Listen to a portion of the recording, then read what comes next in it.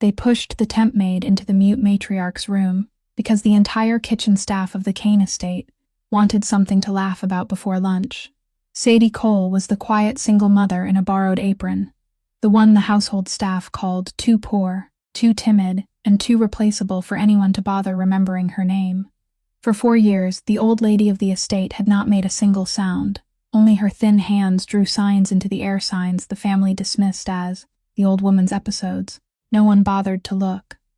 But she heard everything, every burst of laugh down the hallway, every word they said about her, because her condition had taken her voice, not her ears.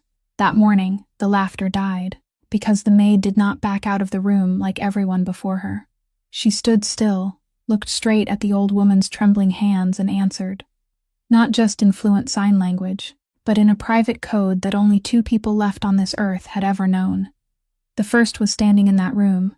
The second had been lying in a flag-draped casket for 4 years.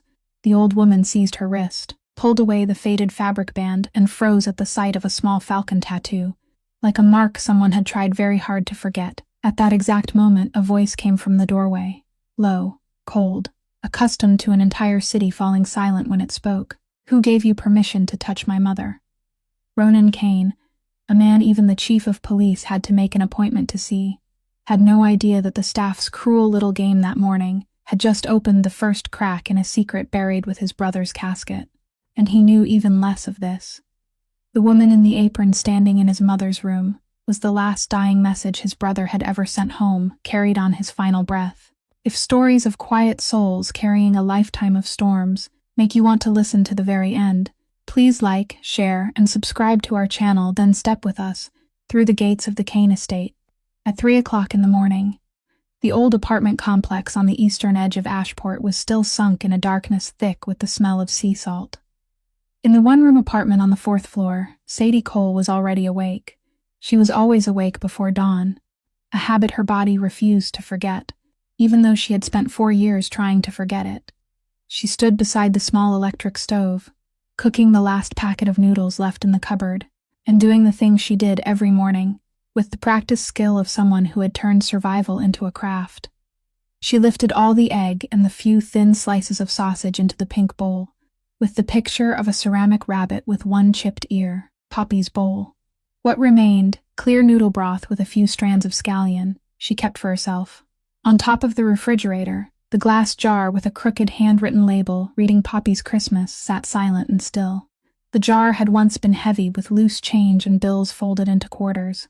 Now it was empty all the way to the bottom, transparent as a reminder that didn't need to speak.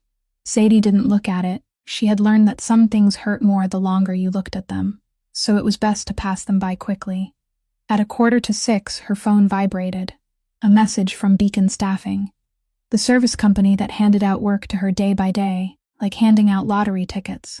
The location for the day was only announced on the very morning the job began.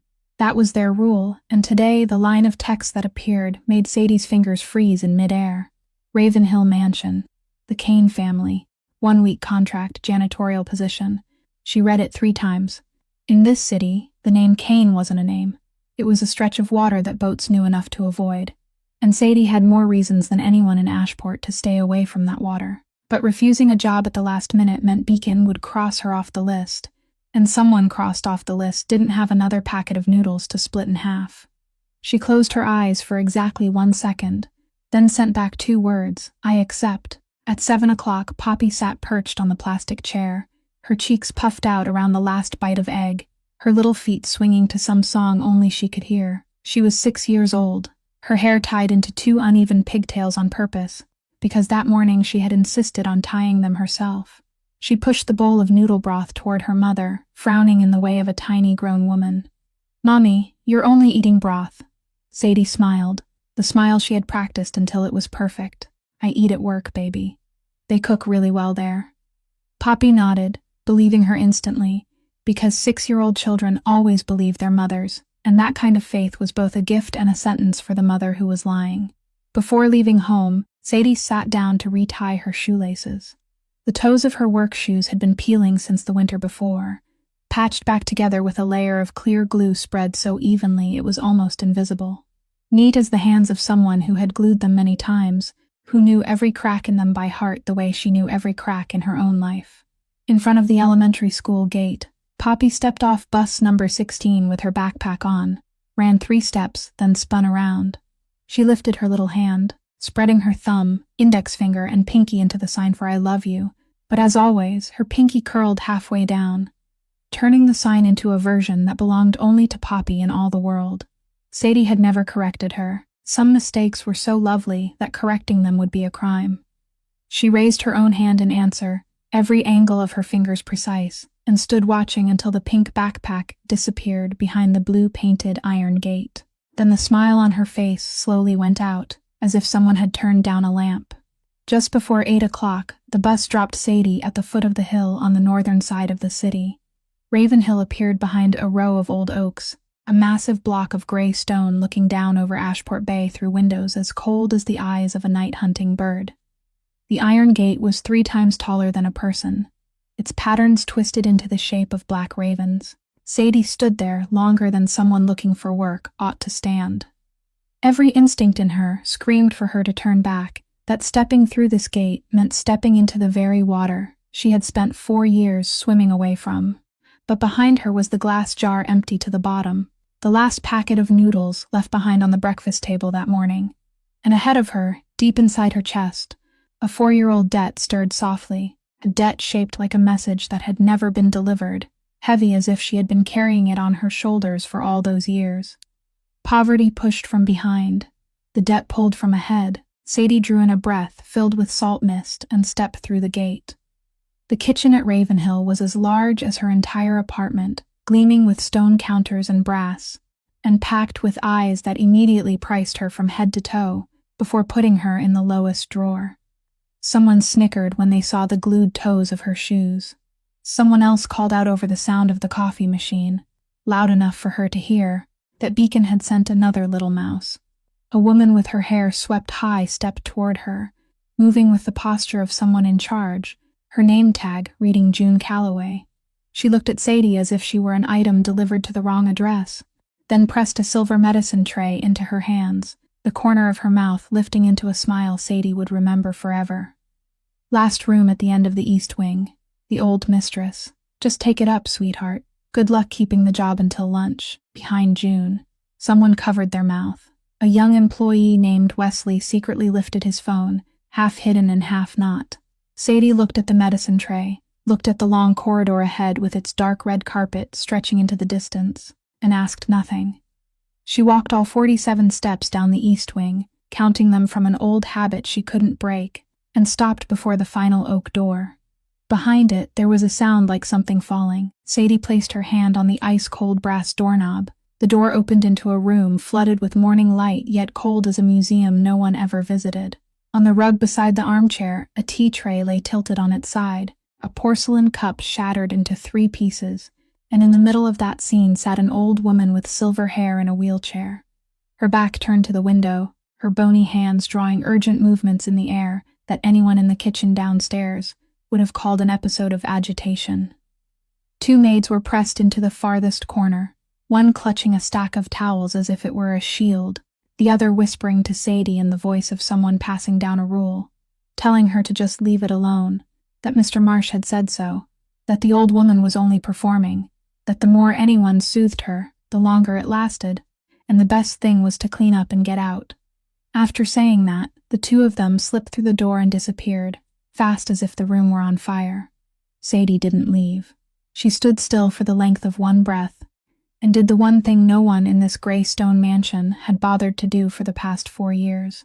She looked down at the old woman's hands instead of looking at her grimacing face, and in that instant, every sound inside Sadie's head went silent, leaving only the language she had once read under the dim red light of nights when no one was allowed to make a sound. Those movements were not chaotic at all. They repeated themselves, precise and desperate. Left chest, squeezing. Medicine, wrong place. Medicine in the wrong place. The old woman wasn't having an episode. She was speaking, clearly and coherently, to a room full of blind people. Sadie set the silver tray down on the table, stepped forward, and knelt on one knee in front of the wheelchair so that her face was lower than the old woman's, both palms open in front of her according to the courtesy of that language, then signed slowly and clearly. I understand you. Left chest, isn't it? Where was the medicine last kept? The old woman's smoke-colored eyes widened, going still like someone lost in the desert, who had suddenly heard the sound of water. Then her trembling hand pointed toward the cherrywood cabinet beside the bed, the second drawer. But the next sign said someone had cleaned the room and rearranged everything. Sadie opened the second drawer and found only handkerchiefs and a leather-bound Bible. She didn't panic. She reversed the sequence as if turning over a map. A right-handed maid would push things into the higher drawer on the right, and there, in the top drawer, behind the eyeglass case, the small amber medicine bottle lay rolling loosely as if it had been punished. One tablet under the tongue, a glass of warm water, one hand resting lightly on the old woman's shoulder, not pressing down, only letting her know she was no longer alone, and Sadie counted her breathing with her. Slowly now, inhale for 4 counts, hold it, breathe out for 6. The tightness loosened little by little and then released, quickly and quietly, like a wave withdrawing from a rocky shore, leaving on the old woman's face the exhaustion of someone who had just finished carrying an invisible boulder. The room sank into stillness, the first stillness of that morning that didn't smell of abandonment. Then the old woman lifted her head and looked at Sadie for a very long time, and those thin hands began to move in a completely different way. No longer standard sign language, but shorter, sharper, private as a password, and Sadie recognized every stroke before the meaning even had time to form inside her mind, because some things carved into a person by darkness and cement dust never fade. Where are you, my child? Those 3 words, the old woman signed them in a code where every clean broken line carried the handprint of a man who had once laughed inside a tunnel so his comrades would be less afraid. And Sadie understood at once that this question was not meant for her. It was the question the old woman had been throwing into empty air every day for 4 years, the way people cast letters into the ocean. She should have pretended she didn't understand. Pretending was safe. Pretending was the thing that had kept her and her daughter alive for the past 4 years. But her hands betrayed her before reason could stop them. They lifted on their own and answered with the exact sentence that man had taught her on the final night of his life. I am not lost. Time inside the room froze solid, and what happened next, with her left wrist, with the strip of cloth and the small mark hidden underneath, took place in the span of one choked breath from the old woman, before a voice from the threshold cut everything in half. The man in the charcoal gray suit entered the room neither quickly nor slowly, and the air automatically parted to make way for him as water parts before the bow of a ship.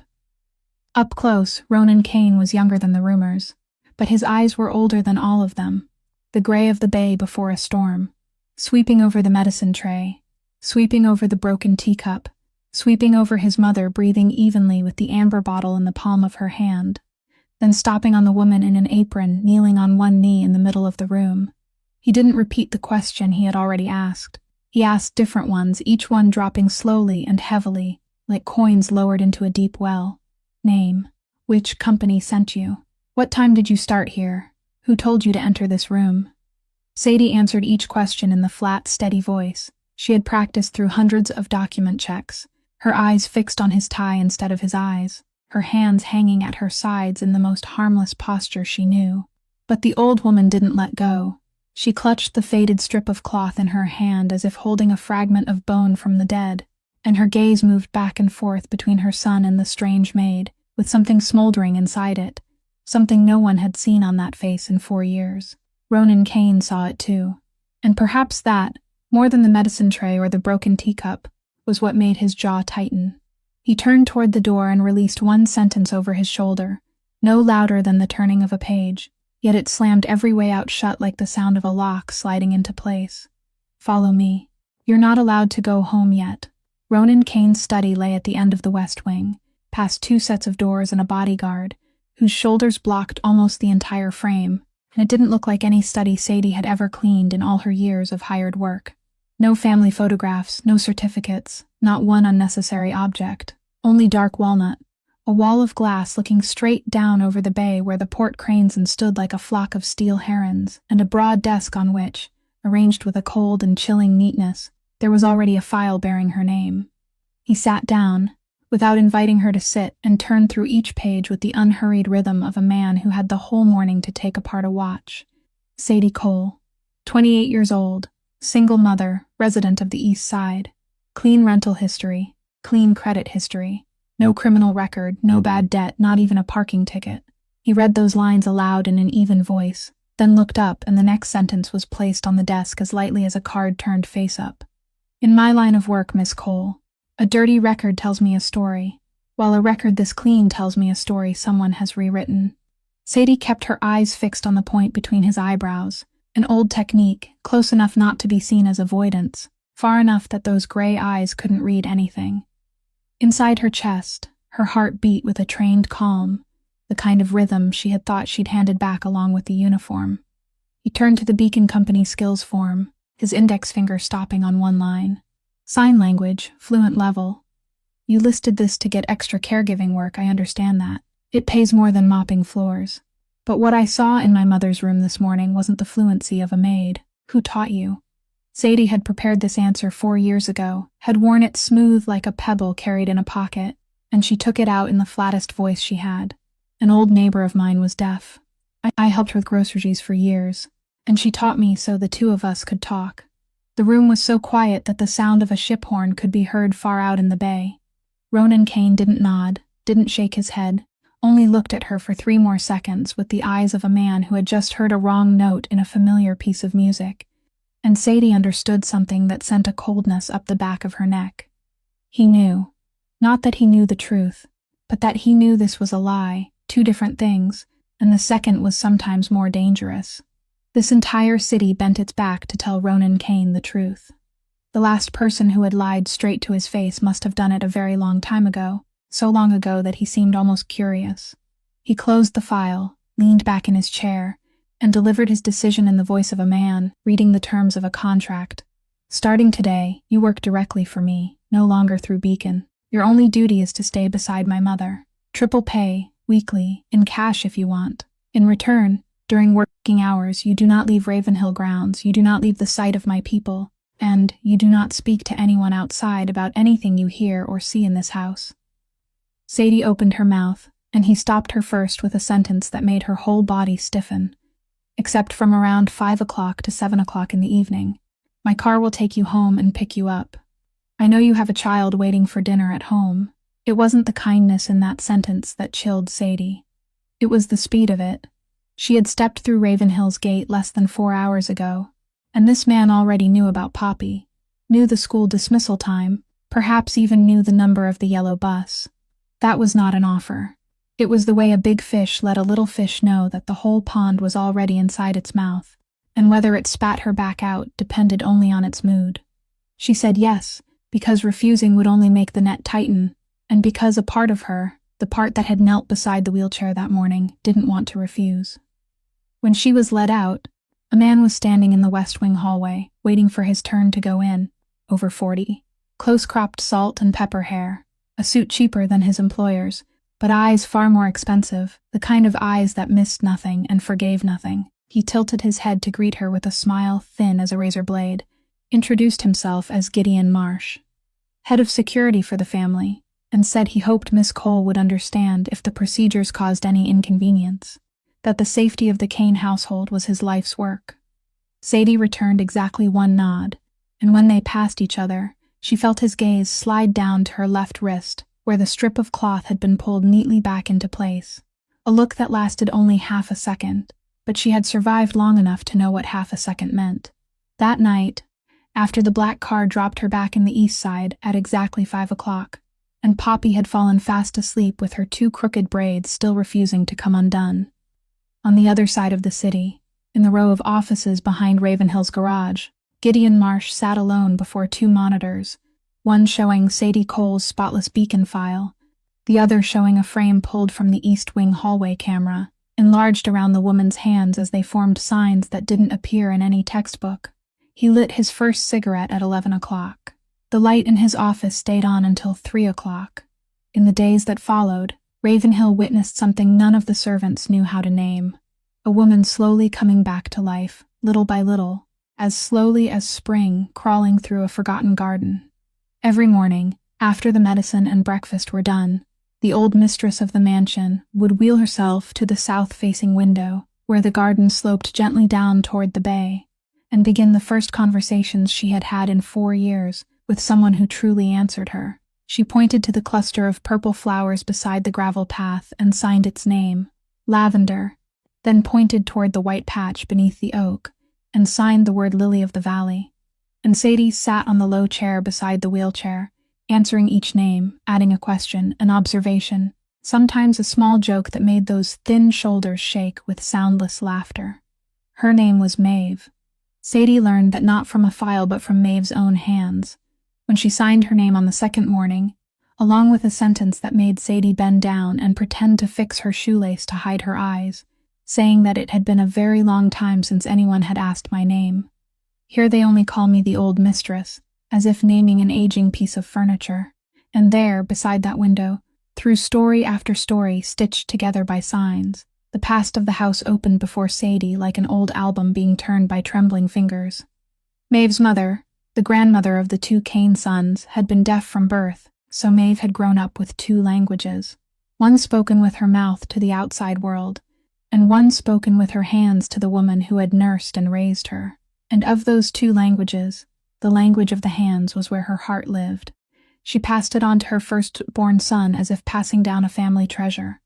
Brennan learned his grandmother's language before he was even in 1st grade, and years later, when long business trips through lands not marked on any map allowed him to call home only through flickering screens where every spoken word was forbidden or listened to, it was Brennan himself who created a shortened code from that language, shorter, more secret, understood only by mother and son, so he could tell her that I'm all right, I miss your stew, I'm counting the days until I come home, right in front of censoring eyes that couldn't read a thing. But the younger son was different. Maeve spoke of him with signs that slowed down, as if she were touching an old scar. At 15, the boy had knocked the sign practice notebook onto the floor and said that was something between her and Brennan, that he didn't need to learn the language of people who couldn't speak, that he would learn the language that made the whole city listen.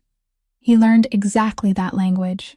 Maeve signed, and her hands stopped in midair for a long while, then lowered into her lap like 2 weary birds. He became the man the whole city had to listen to, while his mother became the person he could no longer hear. That afternoon, when the sunlight slanted across the garden and gilded the edges of the lavender beds, Maeve was teaching Sadie how people from this region signed the name of the wild asters that grew on the cliffs by the bay, when her hands suddenly changed direction halfway through, turning to take both of Sadie's hands, squeezing them with the little strength of her 64 years, and signing one word at a time carefully, as if carving into stone, that for 4 years I have spoken to my son every day with these hands. Every morning I have asked where he is, and for 4 years that room has answered me only with silence. You are the first person who answered. Sadie didn't cry. She had spent nearly all the tears of her life somewhere else, but something inside her chest tilted, like a ship taking on more cargo in a hold that was already full. And neither of the 2 women beside the window knew that at the far end of the long hallway, Ronan Kane had been standing motionless for 6 minutes. He had come by the east wing, intending to spend only 1 minute confirming the daily report, but what he saw had nailed him to the floor. His mother was laughing, truly laughing, her shoulders shaking, and her face bright in a way he had thought had been buried with the summers of his childhood. And she was laughing because of hand movements he looked at and saw only a blank white wall. The man who owned 3 docks, 17 companies, and the fear of an entire city stood outside his mother's conversation like a beggar standing beyond the glass of a restaurant window.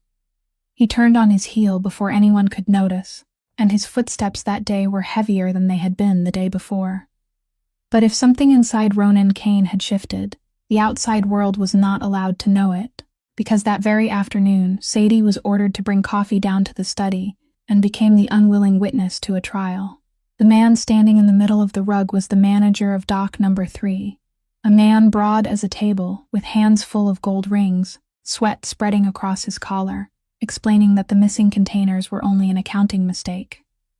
Ronan Kane didn't interrupt, didn't raise his voice, only waited until the man had spoken himself dry, then opened a drawer and took out 2 things, placing them side by side on the desk, a one-way plane ticket and a thin folder whose cover color alone made the manager's face go pale. You have 10 minutes to choose a new city, Ronan said. his voice not shifting by even one note. After 10 minutes, this file will choose another address for you, one with iron bars and no window looking out to sea.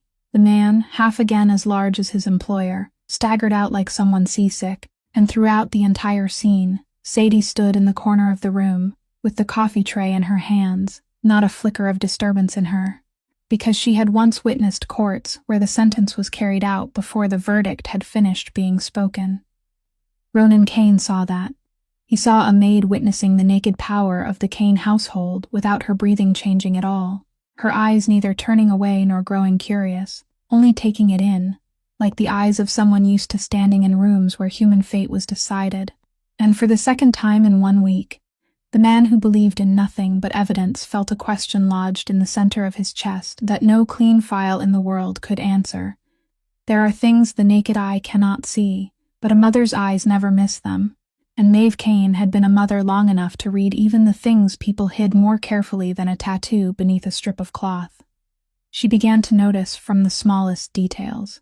On the 5th morning, when the kitchen maid brought up the breakfast tray with an extra cup of coffee for Sadie, under the employer's order of triple treatment, Maeve saw the girl lift the cup close to her lips, then set it down a heartbeat too quickly, turning it away with a motion so natural it had clearly been practiced. And from that day on she drank only plain water with a slice of lemon. The following afternoon, the bay wind slammed the glass door shut in the next room, startling them both, and while every hand in the world would have instinctively risen to shield the chest or the face, Sadie's hand lowered instead, fast and discreet, cupping itself beneath her belly like a roof, raised around the most precious thing left of a lost fortune. Maeve saw all of it and said nothing for 2 days, because she too had once been a woman carrying a life inside her in a world that wasn't safe, and she knew how sacred the right to silence could be. But on the morning beside the south-facing window, when Sadie was rearranging the stack of books on the low shelf, and unconsciously resting one hand on her hip in the posture every mother in the world had once stood in, Maeve lightly tapped 2 fingers against the arm of her wheelchair to call her back, then asked with a short chain of signs, not in Brennan's code but in the slow, gentle language of women, "How many months, child?" Sadie stood frozen in the sun-filled room. For 3 seconds, every possible denial ran through her head like a magazine of bullets. Then she looked into those smoke-colored eyes waiting for her, eyes carrying no judgment, only an old and boundless understanding, and every possible answer fell to the floor. 3 months, her hands replied, trembling for the first time since the day she had stepped through Ravenhill's gate. Maeve nodded slowly, then signed another sentence Sadie would carry with her for the rest of her life, that mothers' secrets belong to mothers.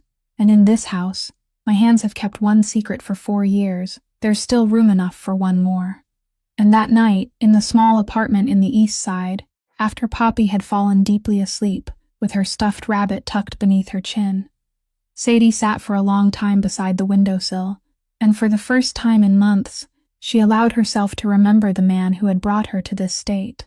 Carter Voss had appeared in her life like a pause between storms, the restaurant manager, at the place where she washed dishes on the night shift, the one who always saved her the best employee meal, who always remembered to ask after Poppy on the days the child had a fever, who was always gentle in just the right measure, and at just the right moment, in a way she would only much later understand was gentleness with a purpose, the gentleness of a man fishing rather than a man giving. 4 years of widowhood and an entire childhood in which no one had ever stroked her hair had made Sadie, a woman who could once read murderous intent in a glance, go blind to exactly one thing: warmth.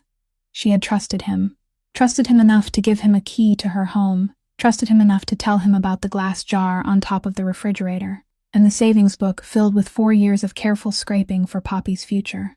Then, on the afternoon when she took his hand and placed it on her belly and told him the news with the trembling smile of a woman daring to hope for a second time, he had embraced her, kissed her hair, said this was the best news of his life, and by the next morning had vanished from the city with the jar emptied upside down, the savings book drained dry, and even the silver bracelet that was the last keepsake she still had from a previous life. The woman who had once been awarded a medal now had to hide the very child inside her in order to keep a cleaning job, because Beacon had a clause terminating temporary workers who were pregnant for safety reasons, and because the empty jar on top of the refrigerator didn't give her the right to rest that every mother in the world deserved.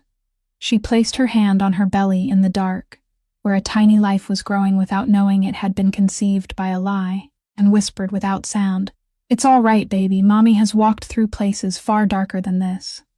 At that same hour, on the other side of the city, the row of rooms behind Ravenhill's garage was still lit. Gideon Marsh had been sitting before 2 monitors for 3 nights in a row, one showing the enlarged image of the new maid's hands, the other showing photographs he had paid dearly to obtain from a source he had hoped his whole life never to contact again. Blurred photographs of an unmarked unit in a nameless land, where among armed silhouettes stood a slender figure, a head shorter than the comrades around her, a small dark mark faintly visible on the left wrist. He placed the 2 images side by side, zoomed in, zoomed out, measured every ratio, and the cigarette between his lips burned all the way down to the filter without him noticing. Then he picked up a second phone, a prepaid unregistered kind, dialed a number he knew by heart but had never saved, and when the other end answered in silence, Gideon Marsh spoke in the steady voice of a man reading coordinates, saying that the body at the bottom of the sea that year might still be breathing. "I need confirmation, and if it's true, then we have a problem in the shape of a maid." The person on the other end said something very brief. Gideon nodded alone in the dark, crushed out the cigarette, and his final sentence dropped into the room like the lid of a coffin closing. "Arrange a gift for the Doyle family. On the pier." Friday, on Thursday evening, Ravenhill laid out the first family dinner since Sadie's arrival, a monthly ritual that, according to the servants' whispers, existed only to prove that the Kane household was still a family. The long oak table had 12 seats, but only 4 people sat there, Ronan at the head, Maeve in her wheelchair at his right hand, Chief Attorney Ambrose Foley, with his silver hair, and the smile of a kindly grandfather seated across from her, and Gideon Marsh at the end of the table, while Sadie stood behind Maeve's wheelchair according to her duty, close enough to serve and far enough away to remain invisible. The 5th person entered midway through the appetizer, Dr. Eldon Ross, the family's private physician for the past 2 years, a man with a neatly trimmed beard and a habit of talking about his patients, as if discussing a car in need of maintenance. He stood beside the table, flipped through the medical file, and explained to Ronan in a smooth, professional voice that recently the lady of the house had shown more frequent signs of agitation, more hand-flailing, more resistance to taking her medication, and that to make sure she got enough rest, he recommended increasing her evening sedative dose by half. Only a small adjustment. She would sleep better and disturb the staff less. He said all of that right in front of Maeve, less than 2 arm lengths from her, without once bending down to look at her, as if the wheelchair were a piece of furniture, and the person sitting in it had no ears. But she had ears. She heard every word.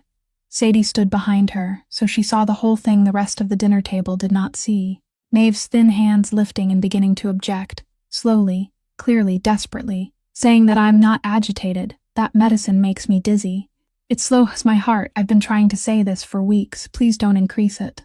Not one pair of eyes lowered to the level of those hands. Foley was nodding along over his glass of wine. Gideon was looking at his phone, Ross waiting for approval of the order, and Ronan. The only person who could stop all of it, with one lift of his eyebrow, was looking straight at the doctor with unreadable gray eyes, because he did not understand the only voice his mother had left. Then everything happened very quickly. The evening sedative Ross had given her before dinner, to prove its effectiveness, began turn against him in the middle of the main course, and this time it was not the dull chest pain from that morning, but a collapse of the whole body. Maeve's complexion turned ash-gray within seconds. Her head sagged to one side, the silver spoon slipped from fingers that had suddenly gone limp, and her breathing slowed, growing shallow, growing thin and far apart, like the sound of waves at low tide. Ross sprang to his feet but froze there, stammering that it was only low blood sugar. "Let me get sugar water." And it was that very moment of hesitation from a man in a white coat that dragged Sadie across the boundary she had sworn never to cross again. She pushed the chair aside, stepped up level with the people she was not allowed to stand level with, pressed 2 fingers to Maeve's carotid artery, glanced at the clock on the wall, and her voice shifted into a register no one at Ravenhill had ever heard, low, sharp, without a single unnecessary note. "Pulse 42, breathing 8 times a minute. This isn't low blood sugar. This is a sedative overdose on top of a weak heart. If you give her sugar water right now, she'll choke. She lowered the back of the wheelchair to an angle, turned Maeve's head to one side to open the airway, loosened her collar, her hands working through a sequence carved into bone, rather than learned from books. Then, without turning her head, she gave orders to a room full of people 100 times more powerful than herself. Call emergency services. Tell them in advance. This is a sedative drug poisoning case in a 64-year-old woman with an underlying heart condition, and to bring the antidote. Doctor, give me the medication bottle you used, right now. Ross obeyed a maid in front of the entire Kane family, and for 4 minutes that felt as long as 4 years, Sadie kept Maeve's breathing steady with her own even-counting voice, one hand never leaving the old woman's wrist as she monitored her pulse, until the emergency team burst in, and Maeve had regained enough color to weakly clutch the edge of Sadie's apron. When the stretcher was pushed into the foyer with Maeve stabilized on it, Ross followed Ronan closely, trying to explain himself, saying that an individual reaction was a risk no one could predict, that he had treated her according to protocol with a declining patient unable to report her symptoms for herself. Sadie, who was folding the thin blanket, heard that and straightened her back, and her sentence fell into the marble foyer, every word clear. She has been answering you for 4 years. The fault isn't that she lost her voice. The fault is that no one used their eyes to listen. The whole foyer went utterly silent. Foley gently set down his glass of wine. Gideon looked up from his screen for the first time that evening, and Ronan Kane looked at Sadie for 3 very long seconds, then turned to Dr. Ross. And what happened after that made Sadie understand that the monster of this city had never needed fangs. He did not shout, did not threaten, did not banish anyone from any city. He simply took out his phone, pressed a saved number, and spoke to someone on the other end in a voice as even as someone reading a menu to a chef. Hello, Dr. Whitmore. Sorry to call at this hour. I have something I need to send to the state medical board. 2 years of prescription records from Dr. Eldon Ross for a patient who had lost the ability to use speech. Every prescription, every dosage, every approval signature, along with video from tonight. I'll send it within 1 hour. The rest is a matter of process. He hung up, slipped the phone into his inner pocket, and said his final sentence to Ross without bothering to look at him. Don't worry about having to leave the city. You'll be staying here for a very long time. Only no one will be calling you doctor anymore. Ross stood there with both arms hanging at his sides, not a single hair on his head touched, yet looking as if he had just been skinned alive, and Sadie suddenly understood why all of Ashport lowered its voice when speaking the name Kane. Some people punish with fists. This man punished by erasing you from your own life, politely, cleanly, without leaving a fingerprint. That night, in the black car taking her back to the east side later than usual, Sadie watched the harbor lights drift past the window and asked herself a question more dangerous than any other, that if a man could be both the monster of an entire city and the son standing helplessly outside his mother's conversation, then which part of him was real, on Friday? The hospital confirmed that Maeve was stable enough to be discharged, and Ronan Kane decided to personally go pick up his mother, something that, judging by the undisguised surprise in the bodyguard's eyes, he hadn't done in 4 years. Sadie was ordered to go with them, because no one in the entire convoy except her could speak the old mistress's language, and because after Thursday night, every matter related to Maeve had naturally begun flowing toward her like water seeking low ground. The convoy of 3 black cars left Ravenhill at 4 o'clock in the afternoon, Ashport covered in its familiar thin veil of salt mist, and the route back from St. Anselm Hospital forced them to cut across the old pier bridge running along the edge of the bay. A narrow 2-lane stretch, caught between a steel railing overlooking the gray water on one side and a row of rusted sheet metal warehouses on the other, abandoned since the days when the port had still been prosperous. Sadie sat in the middle seat of the second car, beside Maeve, who was dozing beneath a thin blanket spread across her knees, across from Ronan, who was reading something on his phone, and it was precisely because she was sitting in that position that she was the first to see what was wrong. The box truck parked across half the road before the entrance to the bridge, its hood raised, a driver standing beside it, with his arms crossed in the posture of someone waiting for roadside help, but there was no reflective warning triangle, no hazard lights, and the man's eyes weren't on the broken engine. They were counting cars. Sadie hadn't even had time to open her mouth before the first explosion tore the afternoon apart. The lead car jerked to a halt as both front tires burst at once, and from the gap between the two warehouses, muzzle flashes flickered like welding sparks. The bullet-resistant glass beside the receivers of the second car, blooming into a milky white spiderweb. Then a second spiderweb spreading over the first. The driver letting out a strangled groan before collapsing against the steering wheel, the car veering aside, scraping the steel railing in a spray of sparks before dying across the lane. In the first 2 seconds of any ambush, human beings divide into two kinds, those who freeze and those who have been there before. Sadie belonged to the second kind. Her body acted before thought, one hand pressing Maeve's head down below the window line and tucking the blanket around her like a padded nest, the other grabbing Ronan Kane by the collar and yanking him off the seat and down onto the floor of the car at the exact instant. The window where his head had just been resting bloomed with another flower of cracks, and her voice rang through the cabin unlike any voice he had ever heard from her. Not loud, not panicked, each word short and heavy as paving stone. Stay below the glass, no one sits up, no one opens the left door. Then she crawled through the gap between the 2 rows of seats to the front, pulled the gasping driver away from the steering wheel and into the passenger seat, one hand pressing hard against his shoulder where blood was soaking through the fabric, her eyes sweeping over the shattered rearview mirror, over the blind spot between the warehouses, over the rhythm of gunfire that was thinning out with deliberate calculation, and her trained mind read the battlefield like reading an open page. 2 firing positions, elevated range, downward cross angle. They're locking the bridgehead but not advancing. They don't plan to swarm in, they're forcing the convoy to bunch up in one place.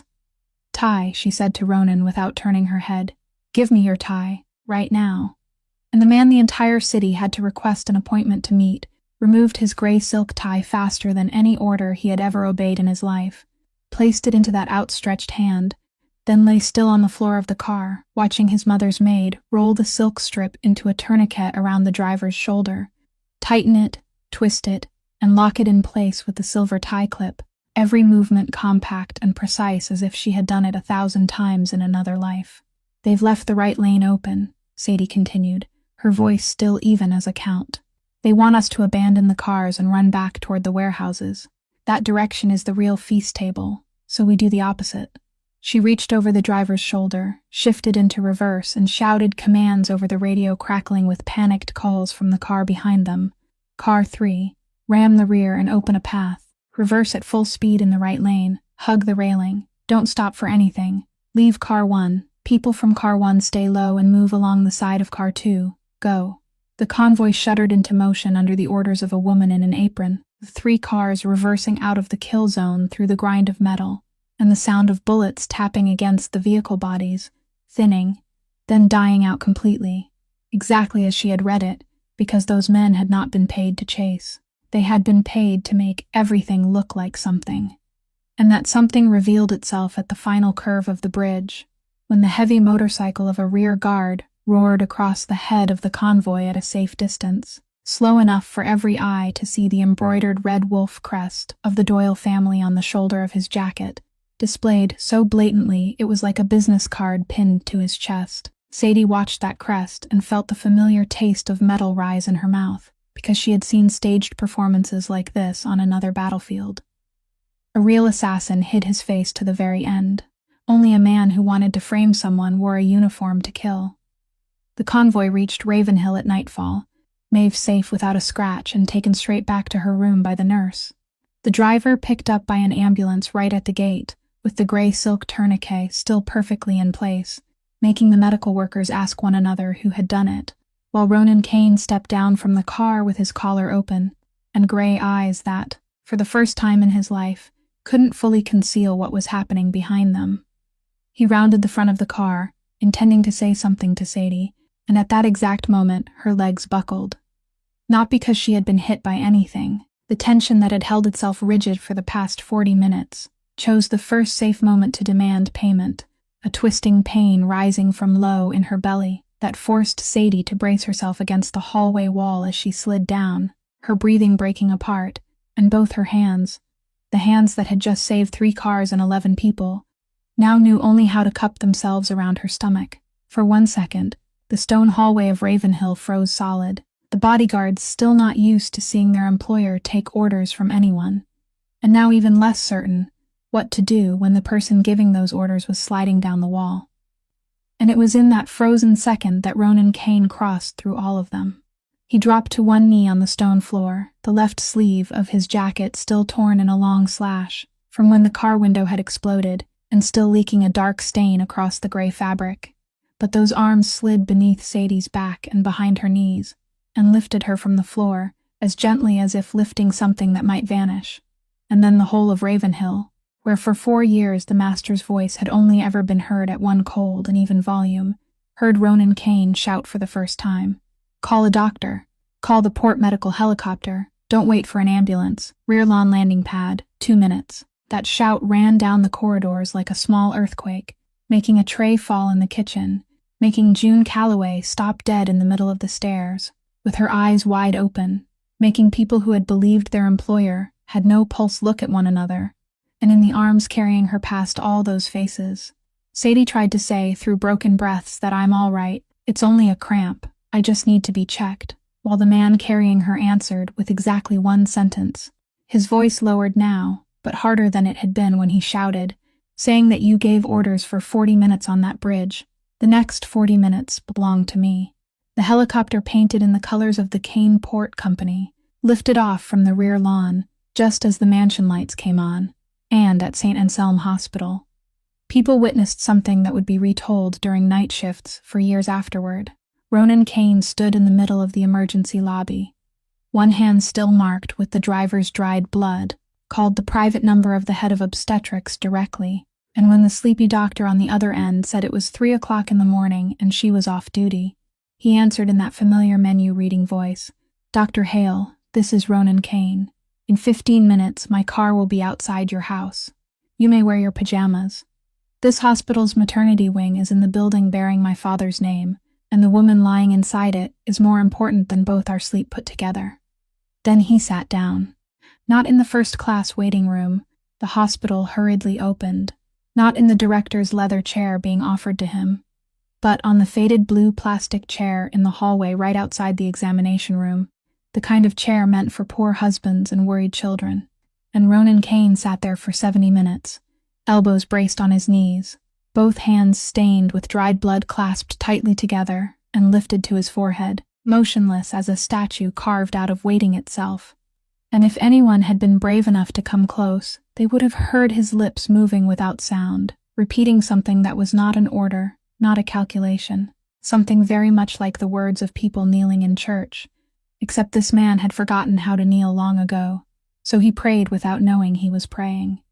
70 minutes later, Dr. Hale came out with her hair tied hastily back and the smile of someone bringing good news, saying that all the indicators were good. The cramping was the body's reaction to prolonged stress. Both mother and baby were safe. She needed absolute rest for several days and no disturbance, that was all. Ronan Kane rose from the plastic chair, and the people present in the obstetrics hallway that night would later say they saw the most feared man in Ashport close his eyes for one full breath, as if he had just set down a load heavier than all his docs combined. When he entered the hospital room, Sadie was lying propped against high pillows, her face still pale but her eyes clear again, and she spoke first, saying that I'm sorry for making everything so complicated. I can return to work tomorrow. Ronan pulled the chair closer to the bed, sat down, looked at her for a long while with gray eyes that, for the first time, she saw without any layer of ice over them, then said in a low, slow voice that on that bridge, you saved my mother, saved my people, saved me while carrying a life inside you, and you think what I want to hear right now is an apology. He stood, fastened the button of his jacket as if sealing a document, and declared the thing all of Ravenhill would later know by heart, that from this second on, you and your baby are the most strictly protected assets of the Kane family. Wherever you go, my people go. Wherever you stay, my people stay, and the child of yours in the east side as well, and I'm not asking your opinion. He reached the door, then stopped without turning back, adding one sentence as if speaking to himself, saying that Ty was the gift I hated most. Thank you for giving it a decent ending. And on the other side of the city, in the row of rooms behind Ravenhill's garage, Gideon Marsh sat before the screen, rewinding and replaying the escort vehicle footage again and again, the part showing the woman in an apron crawling between the two rows of seats, reading the battlefield through a shattered rearview mirror, tying a tourniquet with a silk tie in 11 seconds, and giving the retreat order that allowed 3 cars to escape the kill pocket he had paid to seal shut. He watched it for the 9th time, then turned off the screen, sat for a very long time in the darkness with only the red tip of his cigarette flickering, then picked up the prepaid phone, dialed the number he knew by heart, and said exactly 4 words into the silence on the other end. Kestrel is alive. 3 days later, when Sadie had returned to Ravenhill, with the order for absolute rest that she obeyed in her own way, meaning she still sat beside Maeve every morning but let the old woman fight for the right to pour the tea, a rumor began spreading through the mansion with the smell of gunpowder in it, that there would soon be a full security review after the attack on the pier bridge, that the master had ordered every stone in the house turned over, and that the first stone to be turned would be the new maid, the one who had appeared less than 1 month ago, only for the Kane convoy to be ambushed for the first time in a decade. On the night before the review, the black car that took Sadie back to the east side didn't drive straight home as it did every day, but turned instead into an empty parking lot overlooking the bay. And from the second car already waiting there, Ronan Kane stepped over and sat in the seat across from her. No bodyguards, no documents, only the sound of waves striking the stone embankment outside, and 2 people who had survived a kill pocket together. He didn't begin with any ritual. "There's a wolf in my house," he said. "The pier attack required 3 things an outsider couldn't have: my mother's discharge schedule, the convoy route, and the weakness of the old bridge. All 3 were kept inside a safe that only a few hands in this house could open. So tomorrow I'm going to let that review happen. I'm going to let them tear your file open across the table, accuse you, corner you against the wall, and I'm going to sit there and watch, because when a trap opens, the guilty one is always the most eager to bury someone else in the pit." He paused, and for the first time since Sadie had known him, those gray eyes lowered, looking at some point on the thin blanket spread across her knees, then lifted again with something close to difficulty in them. "But you're carrying a life inside you, and I've learned in this life that a man isn't allowed to wager what doesn't belong to him, so I'm sitting here to ask, not to order. I need a trap. You're the only bait they'll bite. I won't do it if you say no." The waves struck the stone embankment 3 times in the silence that followed, and Sadie sat looking at the man before her, with a strange feeling rising in her chest that took her a while to name, because she had never tasted it before. All her life, every turn had been steered by someone else's hand, foster families passing her along like a package no one wanted to sign for, the army declaring her dead on paper, without asking whether she wanted to live or die, Carter Voss deciding her future with an early train. Even Ronan Kane's kindness 3 nights earlier had been handed down with the sentence, "I'm not asking your opinion." And yet now, the man who had never had to ask anyone for anything in half a lifetime was sitting here, asking her, waiting for her, and ready to hear her refuse. Sadie heard her own voice answer before she had weighed every risk, and it was a voice she hadn't heard from herself in a very long time, the voice of a soldier making a decision, not the voice of a little mouse running away. "I say yes, but on one condition. When the wolf shows its face, you don't strike right away. You have to let it think it's still safe, because wolves never hunt alone." Ronan Kane looked at her for another second. Then the corner of his mouth moved upward by 1 millimeter, the closest thing to a smile Ravenhill had ever recorded, and as he opened the car door and stepped out, he said, "My mother was right about you from the very first day. I was just slow to understand." The review took place at 10 o'clock the next morning, in the large conference room of the West Wing, where 12 leather chairs surrounded the crescent table, and the portraits of Kane ancestors looked down with eyes of dried oil paint. Gideon Marsh presided over it with the bearing of a prosecutor who had already won, spreading out page after page from the file he called the result of an independent investigation, an enlarged background statement with places that had been erased, a rental contract under another name, photographs of Sadie speaking with a stranger at the bus stop, captioned in the language of implication, and he concluded in a carefully rehearsed voice of regret, saying, "Sir, I'm not saying she's a Doyle spy. I'm only saying every misfortune suffered by this family began the day she stepped through the gate, and in my profession there's no such thing as coincidence. Around the table, heads nodded with the inertia of employees. June Calloway sat in the row of chairs against the wall, reserved for household-level managers, her hands twisting together in her lap, her eyes moving between the file and the strangely calm face of the maid standing in the middle of the room, and anyone sharp enough would have seen that several times she seemed about to speak, then stopped, like someone standing at the edge of cold water, not yet daring to dip a foot in. The only gentle person in the room, as it turned out, was the silver-haired old man seated at the master's right hand. Ambrose Foley waited until Gideon had exhausted his speech, then removed his reading glasses, wiped them with a silk handkerchief, and spoke in the warm, mild voice of a grandfather calming hot-headed grandchildren, saying, Now, Gideon, we're all under strain after what happened. But look at this young woman, a mother with the whole world on her shoulders. I've seen the medical record from that night. The girl saved the mistress and nearly paid for it with her own flesh and blood. I propose we give her a chance to be heard. Fairness is the foundation of this house. Sadie lowered her head in the proper thanks of a servant being defended, and no one in the room saw that behind the chair at the head of the table, Ronan Kane sat with both hands loosely folded before his chin, not looking at the file, not looking at Sadie, but looking one by one at every face around the table, with the eyes of a hunter counting tracks in the snow, recording who said what, who fell silent when, who defended too quickly, and who accused too eagerly, because he was waiting for one lick of the lips. And then, just as Gideon was opening the second folder with the expression of a man saving his heaviest blow for the final act, the double doors of the conference room opened without a knock, and the more than a dozen powerful people of the Kane household turned to see a wheelchair pushing itself into the room, moved by the thin but steady hands of the woman the whole house had believed to be forever voiceless. No one in the conference room moved, because no one knew how to move in the face of that sight. The old mistress of Ravenhill, the woman who for 4 years had only been seen through the frame of a sick room door, or on the walking path with a nurse pushing behind her, was wheeling herself across the threshold of the most powerful room in the family. The thin blanket still spread across her knees, her silver hair neatly combed, and her smoke-colored eyes sweeping the room with a light none of the servants had ever seen in her before. The light of a person who had already made a very large decision. Gideon Marsh reacted first. He stepped away from the position of presiding officer with a gentle smile and the voice of a devoted house steward, saying, "Madam, you shouldn't leave your room without a nurse. Let me have someone take you back to rest. What's happening here is only dull internal business." Maeve Kane did not look at him even once.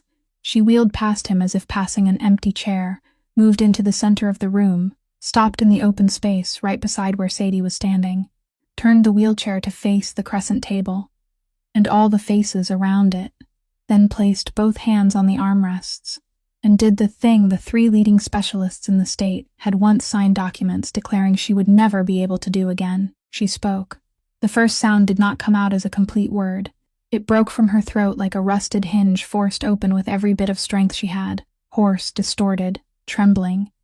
The sound of an instrument, forgotten for 4 years in a damp attic, now being drawn into its first note, and it raised gooseflesh along every arm in the room before anyone could even understand what it was.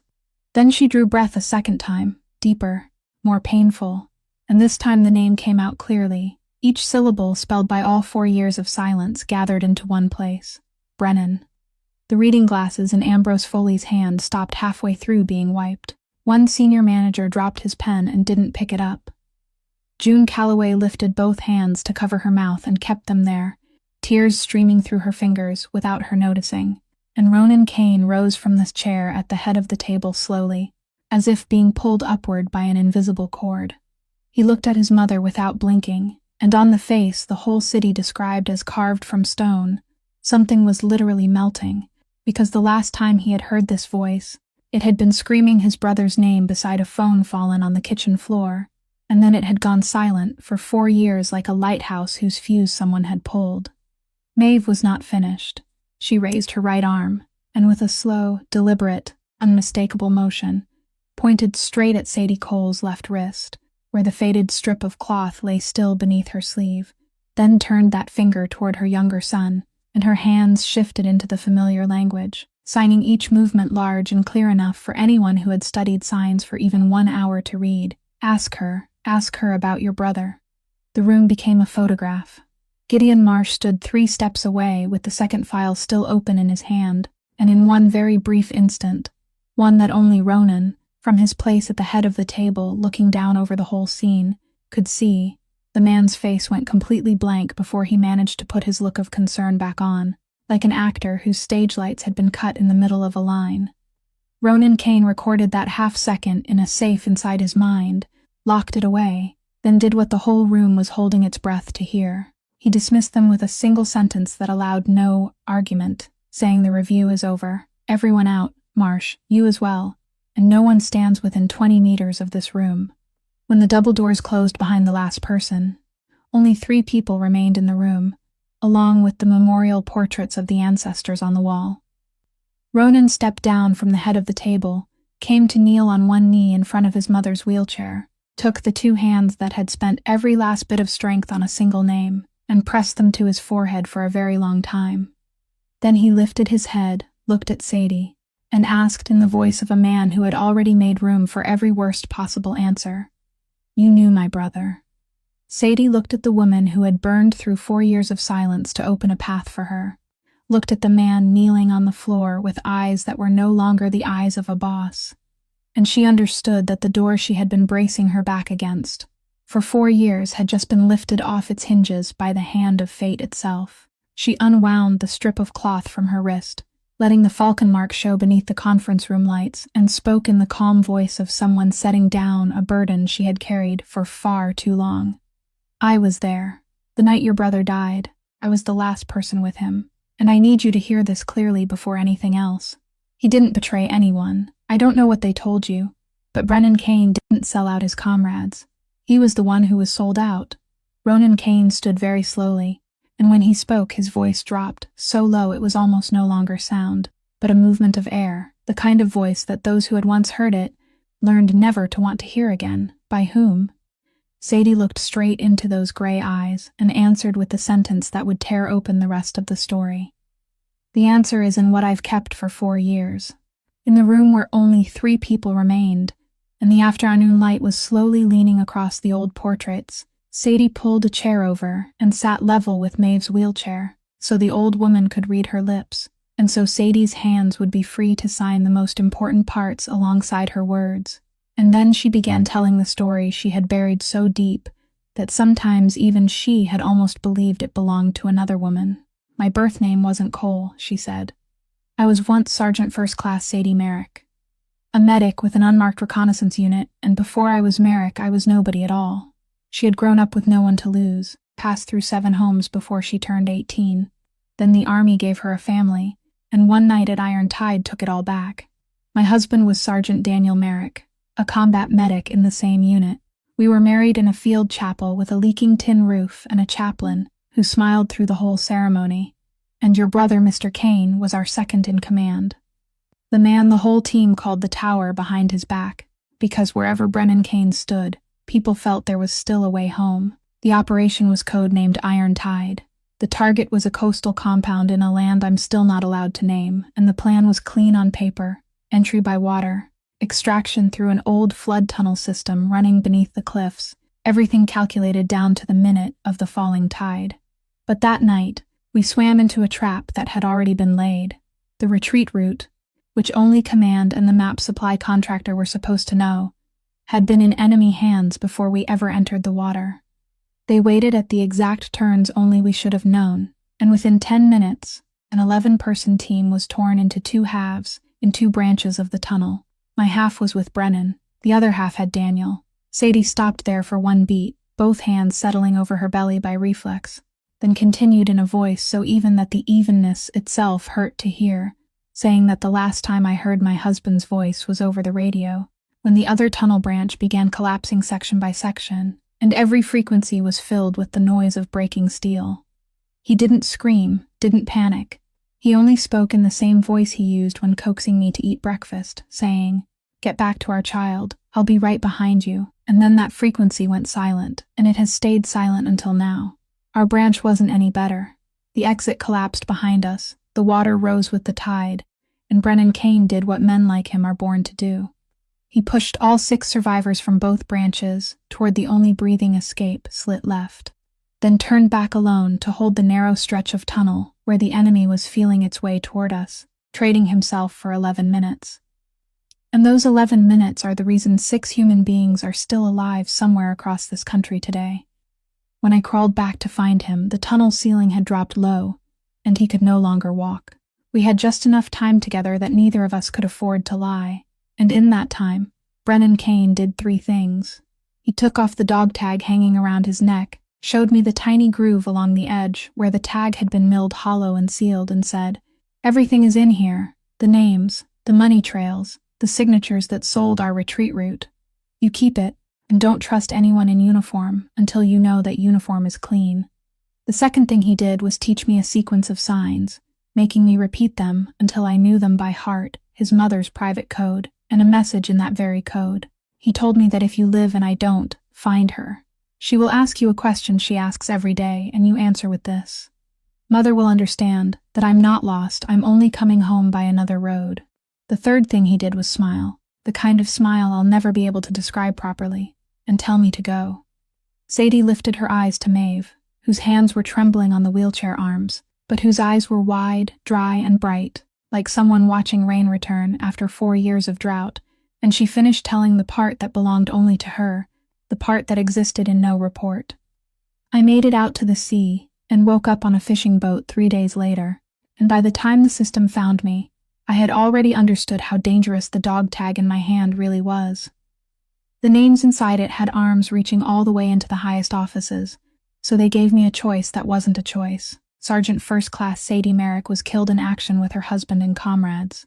A woman named Sadie Cole was born on paper, with a new job, a new city, and one order only: disappear. They held a funeral for both my husband and me at the Northern Military Cemetery, with an honor guard, a bugle, and 2 flags folded into triangles, and I stood there, Mr. Kane, behind the iron fence outside, with a baseball cap, pulled low and a borrowed raincoat, watching them place the folded flag from my husband's coffin into the hands of a stranger in uniform, because the wife who had the right to receive it, according to the file, was lying in the coffin beside his. For 4 years, twice a year, I have gone to that cemetery at the emptiest hour, with my hat on and my head bowed, and placed flowers 1 row away from those 2 headstones, like a passing stranger remembering the dead by chance, because the second stone in that row is carved with the name S. Merrick, and the dead are not allowed to weep over their own graves.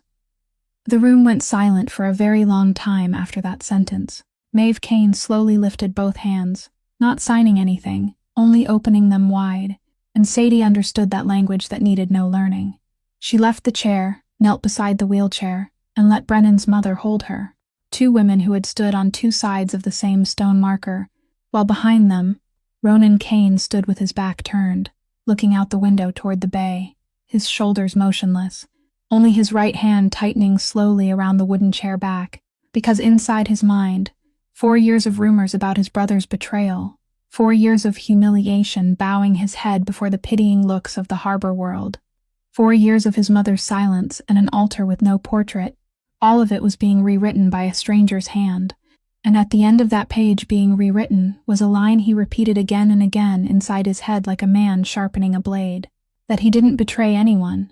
He was the one who was sold out, and the person who sold him out was still somewhere out there, perhaps still breathing, perhaps still laughing, perhaps very close. The afternoon had gone completely dark outside the window when Sadie reached behind her neck, untied the thin cord that had lain beneath her clothes for 4 years, like a part of her own flesh and bone, and the metal dog tag slipped out from beneath her collar, old, worn smooth at the corners. Its face engraved with the name this room had not dared speak aloud for 4 years. She knelt before the wheelchair for the 2nd time that afternoon, but this time it was not to receive an embrace, it was to repay a debt. She took Maeve Kane's wrinkled hand, gently opened each finger as if opening a precious box, placed the dog tag in the center of that palm, then closed the woman's fingers around it. And when the chill of the metal touched the mother's skin, the thin body in the wheelchair gave a faint shudder, as if someone had touched her after a very long sleep. Then Sadie drew back half a step, still kneeling, lifted her face so Maeve could see clearly and began to sign, slower than she had ever signed in her life, each movement rounded and careful, like words being carved into a gravestone. The sequence of signs a man had spent the last of his strength teaching her in the dark, that I'm not lost. I'm only coming home by another road.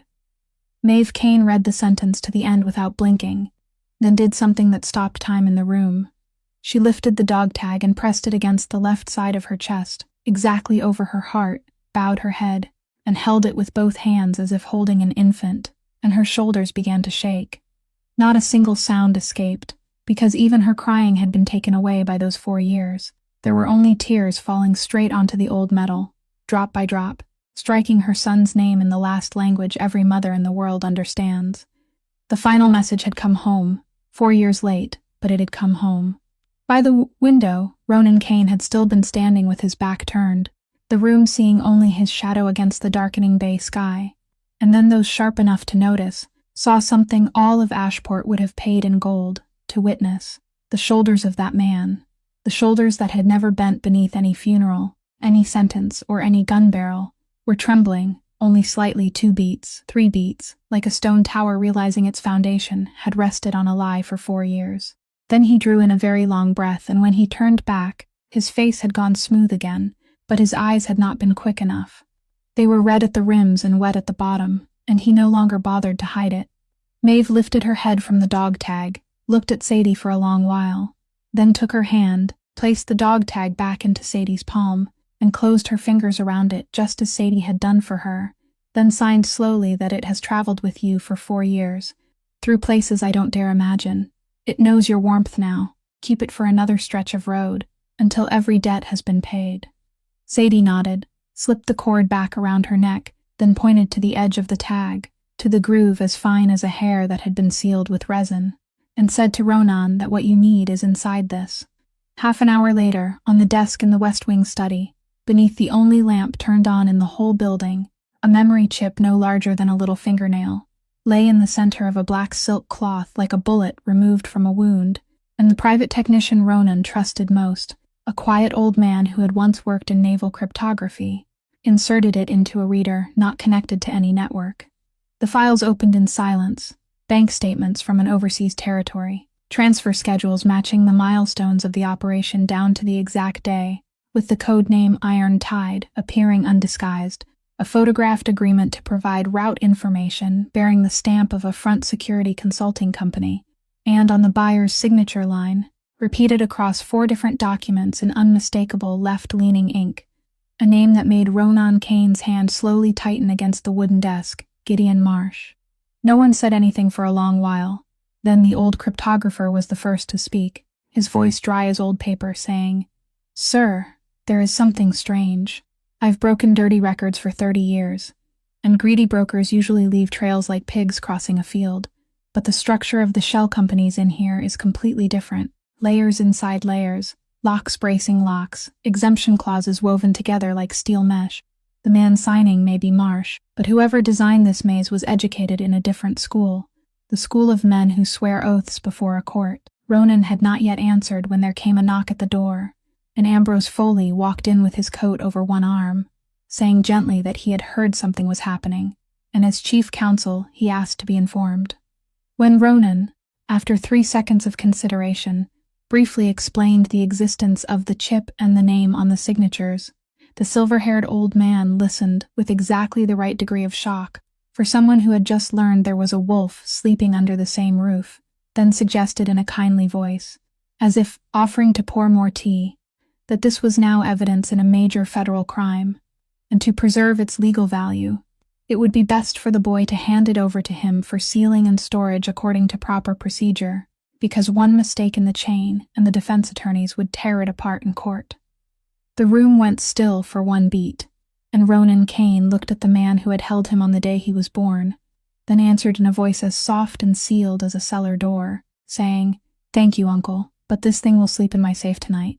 I want to keep it close. Let's call it a bad habit of a dock man." Foley smiled generously, nodded, did not insist further, wished everyone a good night, and left. And everything should have ended there, like a long night closing, except that 2 hours later, in the night security room, A young employee, who was not Gideon Marsh, suddenly frowned at monitor 14, rewound the footage from the third-floor hallway of the West Wing, where a man in a maintenance uniform was kneeling beside the elevator control panel with a posture that looked very professional, except that the open toolbox beside him was so new that the hallway light slid across its plastic surface without catching on a single scratch. While all of Ravenhill was silently drawn tight like a bowstring, there was one order Ronan Kane gave that belonged to no defensive plan at all, an order he had handed to two of his quietest men several days earlier, right after the night he sat reading the complete investigation file on Sadie Cole's life, a file she didn't know had grown 3 times thicker since the first day, and inside it was one chapter that made him finish reading, stand up, pour a glass of whiskey, and not drink it, the chapter about a restaurant manager who had vanished from the city with a glass jar bearing a crooked handwritten label and 4 years of a mother's savings book. Find Carter Voss. That was all the order said, and it took the Kane machine exactly 3 days to find him in a highway town 400 miles from Ashport, where he was working as a night shift manager at a bar and flirting with a waitress using the same old deck of practice tenderness. The meeting took place in the storage room behind the bar, without an appointment, without witnesses, and contrary to every picture Carter Voss imagined, when 2 polite men invited him inside, there wasn't a single blow. Ronan Kane was already sitting there on the only chair, before a plywood table, and through the entire conversation he never stood up, only placed papers on the tabletop one by one, like a man dealing cards.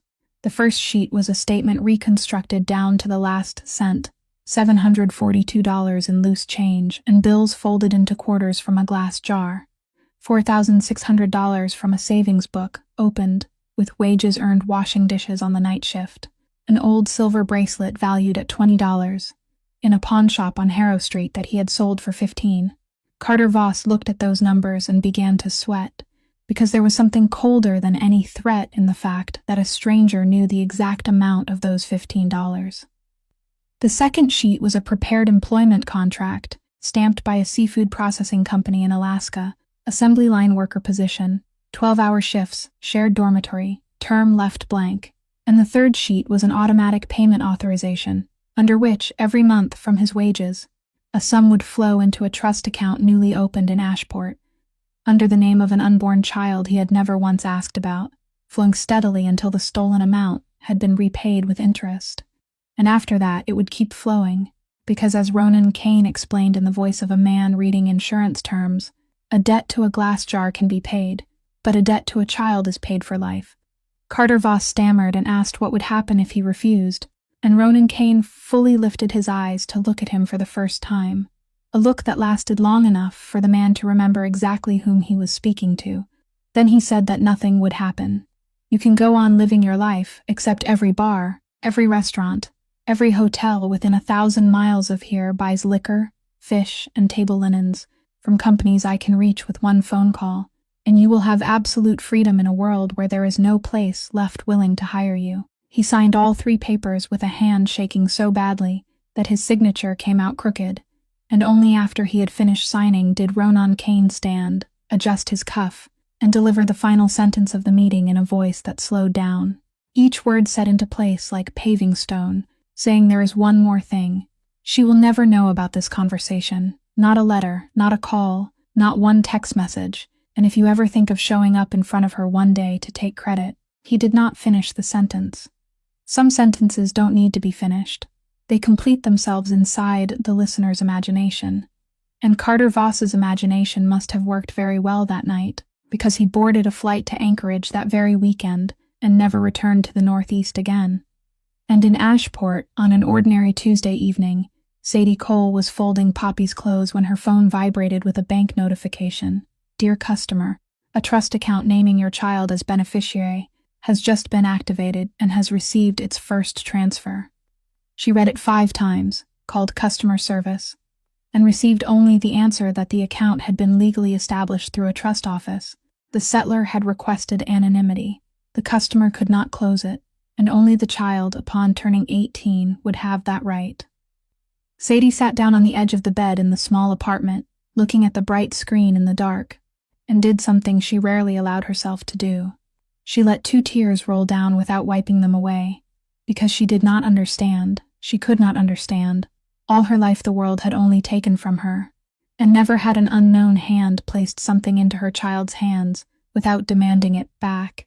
And she sat there for a very long time, holding the phone as if holding a question with no answer, not knowing that on the other side of the city, there was a man who had ordered everyone to stay silent, not out of humility, but because he understood something very few powerful men ever understand, that there are gifts that only keep their purity when the person receiving them never knows whom to thank. After the night the chip opened up those names, Ronan Kane tightened Ravenhill like a man tightening the bands around a barrel, and Sadie, along with Poppy by special order, was brought to stay permanently in the East Wing guest suite, a short stretch of hallway from Maeve's room, with the official reason being convenience in caring for the mistress of the house, while the real reason was understood by both adults involved without needing to be spoken. That evening, after Poppy had fallen sound asleep in the room, with a window overlooking the rose garden under the watch of the kindest old nanny in the mansion, Sadie sat reading beside Maeve as she had on most recent nights. Just before 11 o'clock, the entire house suddenly plunged into darkness. It wasn't the kind of brief power loss after which the generator would roar awake and take over according to procedure, a procedure Sadie had silently memorized during her first week. This darkness was complete and prolonged. 3 seconds, 5 seconds, 10 seconds, and the backup generator never woke. In that thick silence, Sadie could even hear the ticking hand of the grandfather clock downstairs in the foyer. She set the book down without a sound, and the old brain inside her, the brain she had tried to retire for 4 years, spoke in its familiar cold language, telling her that the generator of a mansion this size had a dual system. It didn't die by accident. It died because there was a hand involved. What she did not yet know was that this hand had been given a key that afternoon, when Wesley Dunn, the young logistic employee, had been approached in the staff cafeteria by a man in a gray suit, who introduced himself as being from internal audit, sent by the family's legal office to review the system after the Pier Bridge attack, showed him an authorization letter with a red seal that looked real down to every fiber, and asked to borrow his access card for the technical area for 2 hours, along with a compliment that this report would note the cooperation of promising young employees. And Wesley, who had spent his whole life longing for someone to recognize him, had handed over the card with both hands. In the darkness of the East Wing bedroom, the only light was a thin streak of moonlight through the gap in the curtains, and within that power-cut silence, the first person in the entire mansion to react was not the security team, not Sadie, but the 64-year-old woman sitting in the wheelchair. 4 years without speech had traded Maeve Kane for ears as sharp as a mountain goat's, and she heard what busy ears did not hear, footsteps from the back staircase. She tapped twice, urgently, on the arm of the wheelchair to call Sadie, then her hands signed quickly in the moonlight. Someone is there. Backstairs, one person, wrong footsteps. Sadie leaned close and signed back to ask how they were wrong, and the old woman's answer chilled her spine with its precision, saying that household staff walking at night take short, slow steps because they're afraid of waking people. This person takes long, even steps and stops at every doorframe. Those are the steps of someone counting rooms. In the next 8 seconds, Sadie Cole did the things no manual could teach, the things only knights in nameless lands could teach. She did not choose close combat. Her body now carried 2 lives, and she knew her limits clearly, so she chose the oldest weapon of those weaker in strength, terrain. She pushed Maeve's wheelchair into the inner dressing room of the suite, the only room with a solid core wooden door and no windows, pressed into her hand a phone already set to call the emergency number of the outer security team leader, a type that used a private signal independent of the power grid, then locked the door connecting to the service hallway, tilted the nightstand beneath the main doorknob at the exact angle, where a kick would only drive it deeper into the wooden floor, powered off every light-emitting device in the room, and finally did the thing that made the man approaching commit his first mistake of the night. In the stretch of hallway leading into the East Wing suite hung an antique mirror in a gilded frame. Sadie quietly cracked the door open and turned the mirror 15 degrees out of place, just enough that from the gap in her room door she could see the entire blind corner near the back staircase without showing her face. Then she took the small flashlight she still kept tucked in her apron pocket out of a habit she couldn't break, placed it on top of the bookcase near the door, aimed it toward the corner, and waited. The footsteps drew closer, stopped at the corner exactly as Maeve had read them, and in the angled mirror, Sadie saw the dark shape press its back against the wall in a professional stance, waiting to hear movement. She counted her own breaths to 3, then reached over the top of the bookcase with the handle of a feather duster and clicked on the flashlight. The white beam stabbed straight into the corner, and the intruder, startled by the only source of light in the dead black house, reflexively turned and slipped behind the column, raising one arm to shield the angle of his face. But that very turn exposed him for one full second in the mirror he didn't know had been shifted. 1 second was more than enough for Sadie's eyes. He was wearing Ravenhill's own technical uniform, fingerless electrician's gloves on his hands, and in the beam of light his hands appeared pale, with long, clean fingers and not a single callus, the kind of hands that had never twisted a rusty screw in their life, but had certainly done things requiring a far colder kind of precision. Sadie drew back silently behind the door, slid the secondary latch into place, pressed her back against the wedged bookcase, one hand resting on her belly as if resting on a promise, while her ears registered the footsteps changing direction, not retreating but coming straight toward the East Wing suite now, faster, no longer bothering to hide. And then the door behind her shook violently under a shoulder slam heavy as a sledgehammer. The door withstood the first shove because of the cabinet bracing it, withstood the second because of the angle Sadie had calculated, but by the third, the wood around the hinges began to make death-rattle cracking sounds, and in that brief stretch of time, Sadie swept her eyes around the room one last time. She had already chosen her position, not in the middle of the room where size and strength decided victory, but tight against the wall beside the doorframe, the first blind spot of anyone rushing into a dark room, and in her hands was Maeve's ebony cane with the silver-capped handle, the only thing in the room with enough reach and enough hardness. Gripped in both her hands in a horizontal guard, her body remembered better than her mind did. The door burst open. The dark shape lunged in with its own momentum, checked itself for 1/4 of a second before a pitch-black room it had not expected.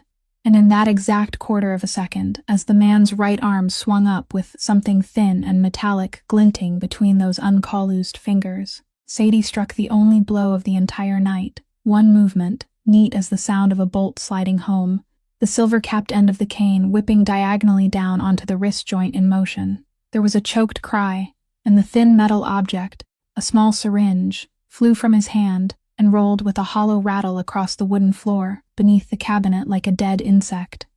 The man clutched his wrist and stepped back half a pace, and the second beat of the fight should have happened then, but it never did, because from the far end of the East Wing hallway came the sound of leather shoes pounding across the wooden floor with the speed of a storm.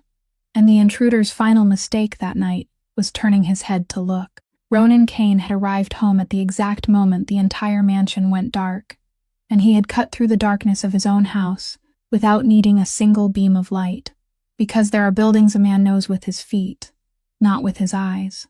What happened in that stretch of hallway afterward unfolded so quickly that the memory of the bodyguards who arrived later preserved only a few broken pieces, their employer grabbing the intruder by the shoulder and spinning him around, an elbow, a knee, a joint lock twisting his shoulder until the man was face down on the rug, all of it folded into less time than one long breath, not one wasted motion.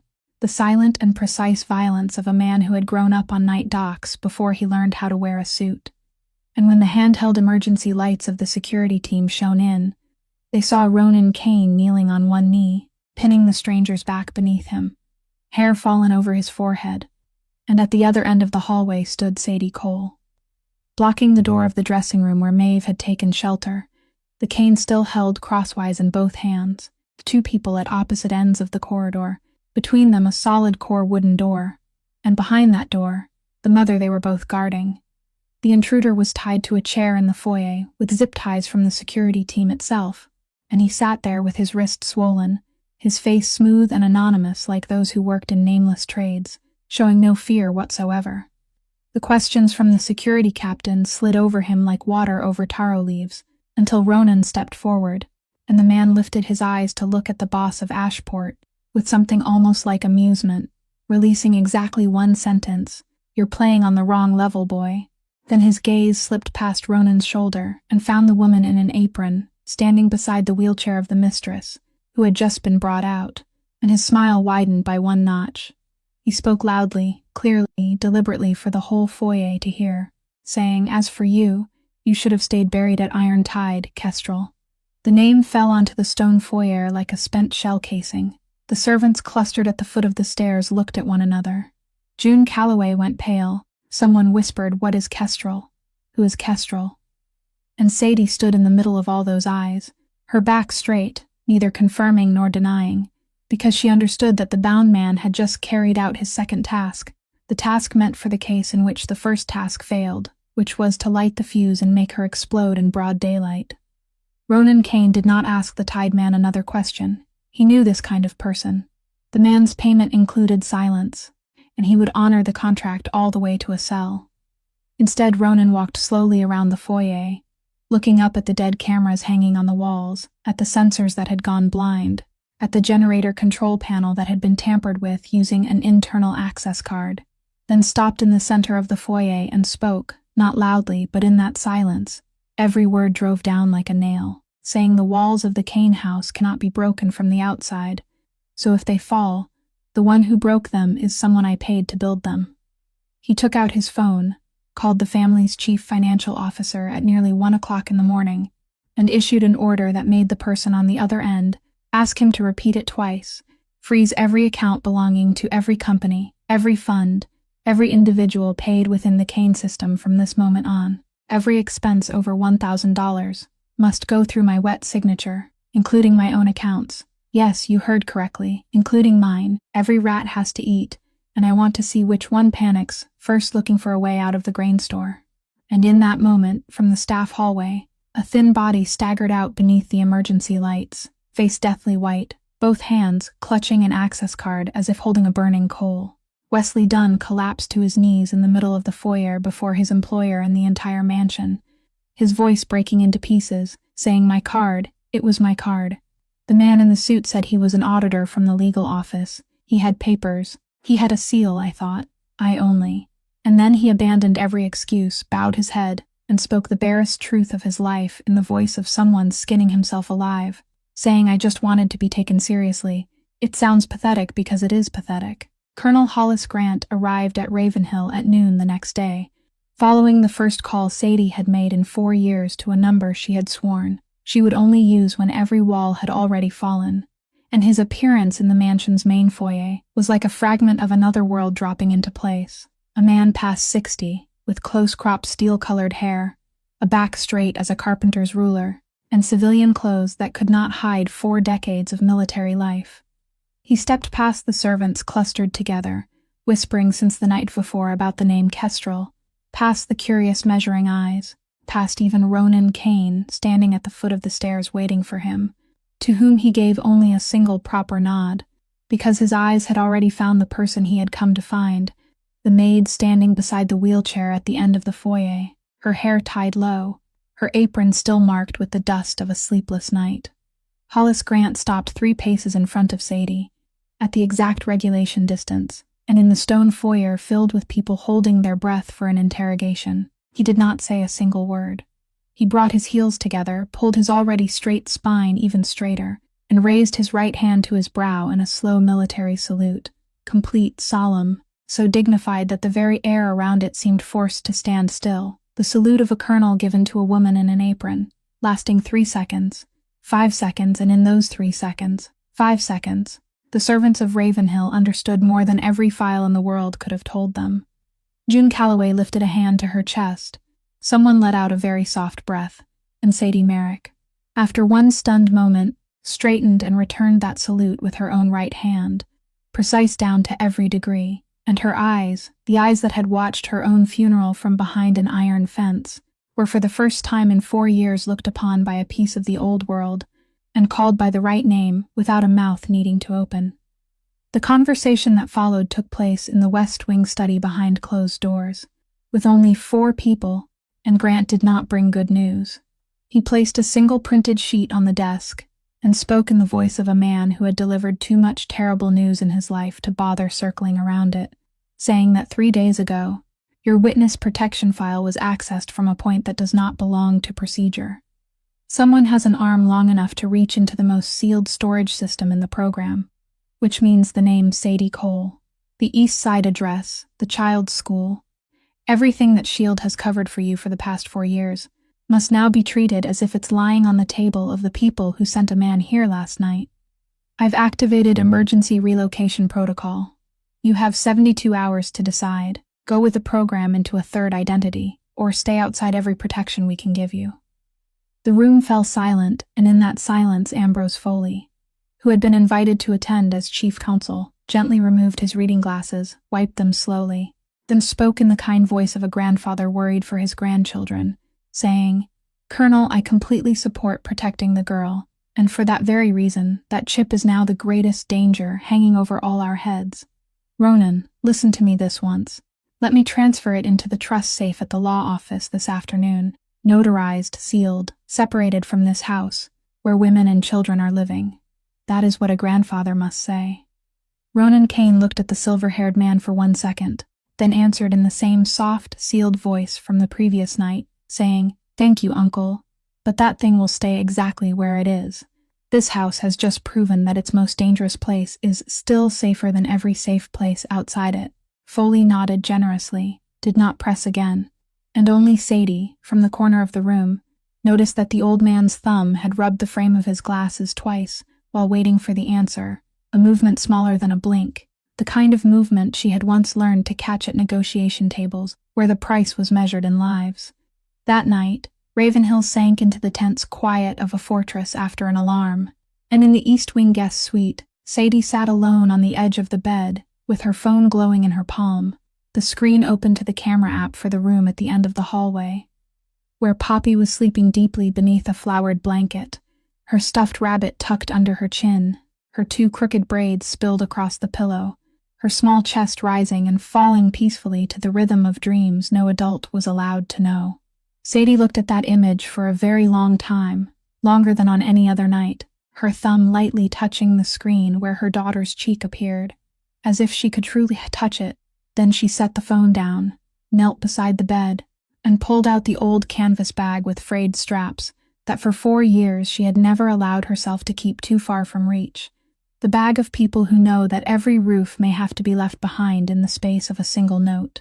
She placed it on the bed, unzipped it, and began packing into it the things her mind had already listed long ago, neat, quick, without a sound, like a soldier receiving orders to march, except this time, every few items she packed, her hand paused for one beat on her belly, where there was a tiny passenger who had never been asked for an opinion about any journey. At 4 o'clock in the morning, when the guard shift changed and Ravenhill slackened in the only loose moment of a tense night, Sadie Merrick made the coldest calculation of her life. The kind of calculation only children, who had grown up through 7 homes, knew how to make. That the target of the people out there was her, not the little girl, that Poppy, lying behind the walls of the Kane house, with the ring of protection the boss himself had sworn, was 100 times safer than lying in the arms of a mother being hunted.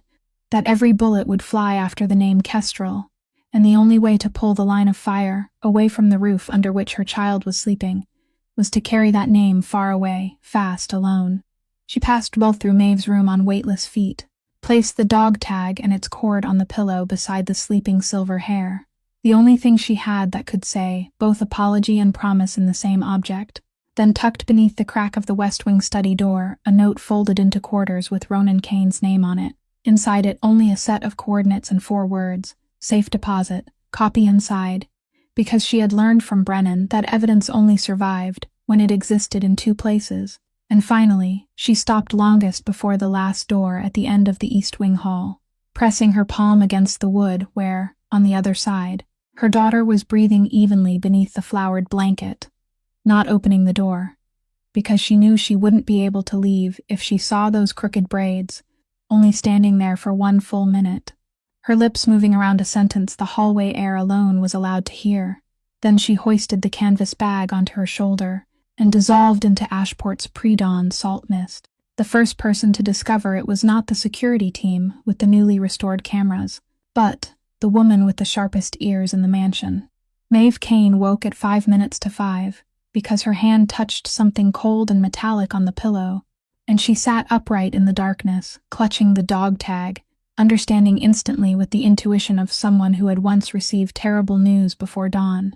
She wheeled herself to the table, snatched up the phone, and did what she had not done in 4 years. She called her younger son's number. Ronan Kane had been awake all night in the study, with the note of coordinates he had just picked up from beneath the door still in his hand, and when the phone screen lit up with the name Mother, a name that had never called him once since this phone had existed, his heart dropped a beat before he could even answer. He pressed the phone to his ear and heard not a voice, but breathing, quick, trembling, held tight, the breathing of a person forcing everything she wanted to scream into 2 lungs that no longer had an exit. And then through that breathing came a series of dry, small, even sounds, the sound of fingernails tapping against the phone speaker, 3 long taps, a pause, short and long beats following one another in a pattern that took Ronan Kane 2 full seconds to recognize from the deepest part of memory, the code game his brother had once tapped on the bunk bed frame.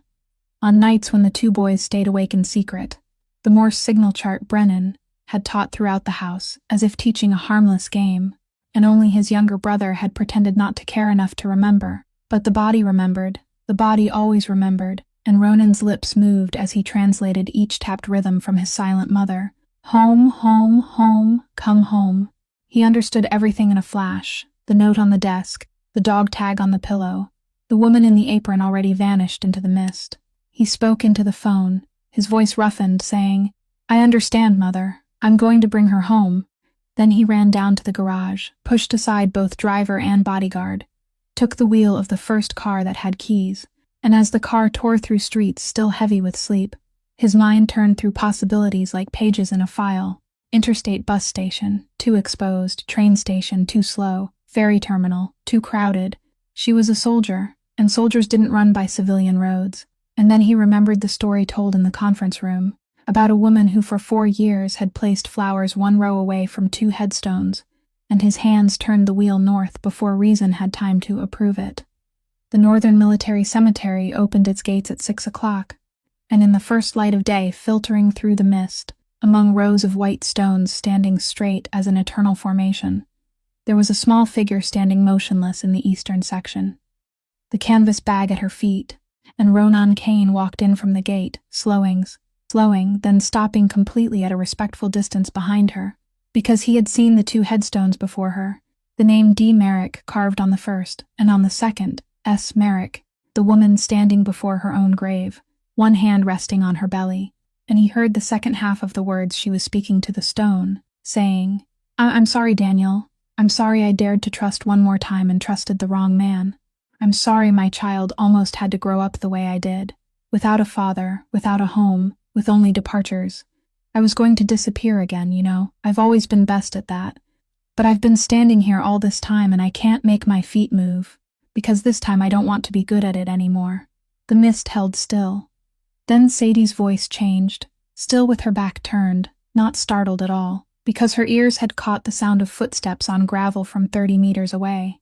And she asked as if speaking to the 2 headstones, "Do you know how to be a father, Ronan Kane?"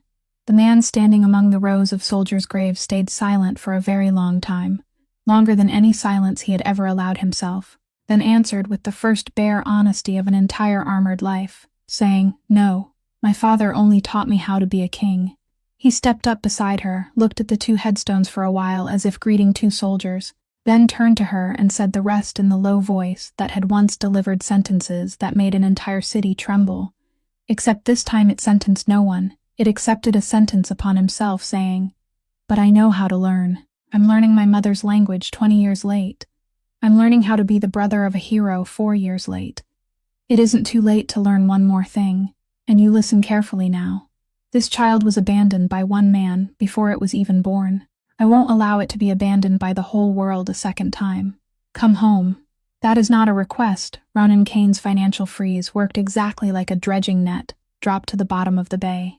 3 days after the blackout, The chief financial officer reported 27 transactions stopped at the point of wet signature.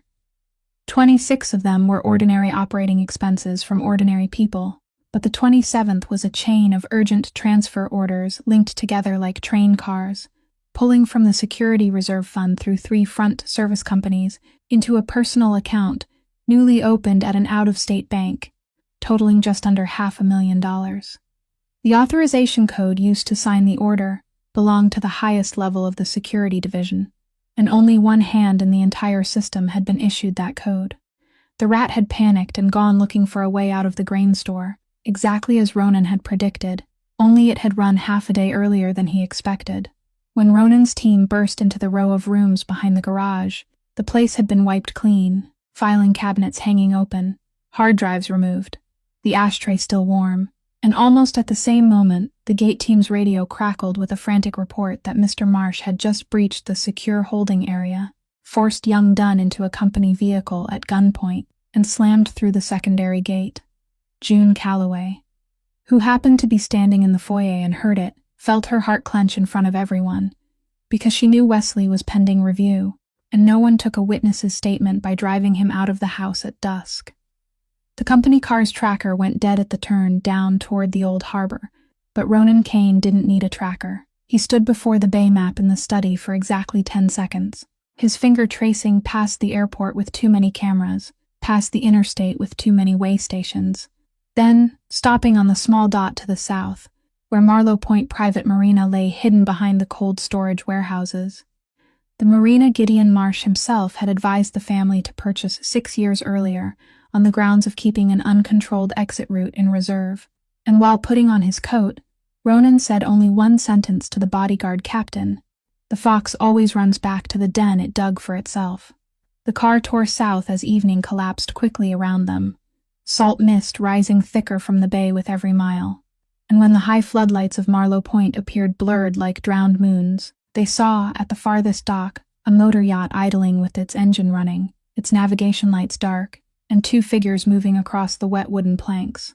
The figure in front carried 2 waterproof suitcases, taking long, hurried strides. The figure behind staggered, dragged along by an arm twisted behind his back. Gideon Marsh was no longer the composed steward of the house. His hair whipped upright in the salt wind, and he was pulling Wesley Dunn along like a trembling human shield, the last calculation of a professional, that Kane's people would not dare use force while there was still an innocent body between them. The chase along the dock unfolded in the blurred light of mist, and 3 sounds running after one another, shoes pounding on wooden planks, the yacht engine growling as it held its revs, and breathing, fast broken, white in the cold air. The bodyguard team fanned out to both sides under short commands, blocking access to the side docks, forcing Gideon's path into a single wooden corridor that narrowed with every step, and Ronan Kane walked straight down the middle of that corridor, not running, his long strides even as the rising tide, the distance 20 meters, 15-10, until Gideon Marsh ran out of planks to retreat across. Behind him was the rocking bow of the yacht, and beneath his feet was bay water black as oil. He shoved Wesley forward, sending the young man sprawling across the slick boards, and in the instant the shield left his hand, 2 bodyguards from the left flank surged in and pulled the young employee out of his reach, leaving only 2 men and a stretch of mist at the head of the dock. "You're out of road, Marsh," Ronan said, his breath white in the cold, but his voice not shifting by even 1 note. "Those 2 suitcases of money can't buy you a berth anywhere on this East Coast anymore, and your name is on 4 signatures inside the chip. You've known that since the night it was opened, so talk. Who was behind the pier attack? Who sent the man with the syringe to my mother's room? Talk, and the law will come collect you before I change my mind about who should be allowed to collect you." And Gideon Marsh, backed against the final railing of his life, soaked with mist, breathing like a torn bellows, did the thing veteran losers always do. He laughed. His rough smoker's laugh broke apart in the fog like rotting planks snapping, and he laughed until tears ran from his eyes, then lifted his head to look at his former employer, with the eyes of a gambler, placing his last coin, and said, "The law. You're going to threaten me with the law, boy. You still don't understand a thing. Those 4 signatures are mine, yes. The money passed through my hands, yes. But that maze hiding it is something I could never draw. My mind is only good enough to guard gates. Go home and ask who taught me how to hide money. Ask the man who has spent 40 years pouring tea in your family library. The man who drafted your grandfather's will, read the eulogy at your father's funeral, and held you in his arms on the day you were born. The name was not spoken, but it did not need to be spoken. It fell into the black water between the two men and sank there like an anchor, dragging all the blood from Ronan Kane's face with it. And in the salt mist of Marlowe Point that night, the bodyguard standing 10 meters away would later say they saw their employer stand motionless so long that the mist gathered into droplets on the shoulders of his coat, like a man who had just discovered the house he had lived in all his life had been built over the mouth of a well. The library of Ravenhill was still lit by its familiar lamp when Ronan Kane returned from Marlowe Point close to midnight. Gideon Marsh had been handed over to the federal agents Colonel Grant had called in, along with the 2 suitcases of money still sealed, and in the doorway of the library, between leather-bound shelves rising all the way to the ceiling, and the smell of old paper mixed with cedarwood, Ambrose Foley was sitting in the armchair he had occupied for 40 years, beside the low-burning fireplace, with a silver tea set on the low table. When Ronan stepped in with Sadie behind him, the old man looked up with his eternal kindly smile, lifted the teapot, and filled the second cup that had somehow already been turned upright and waiting, the amber stream falling into the cup without spilling a single drop, that 70-year-old hand not trembling by even one vein, and it was precisely that absence of trembling that told Ronan more than any confession could have, because by tonight the entire mansion knew Gideon had been arrested, and an innocent man should tremble, at least from shock. "Sit down, son," Foley said. "Chamomile tea, the kind you used to call bland when you were a boy. I heard what happened down at the marina. Truly unimaginable. 40 years of reading men, and I let a snake slip right in beside me." Ronan Kane did not sit.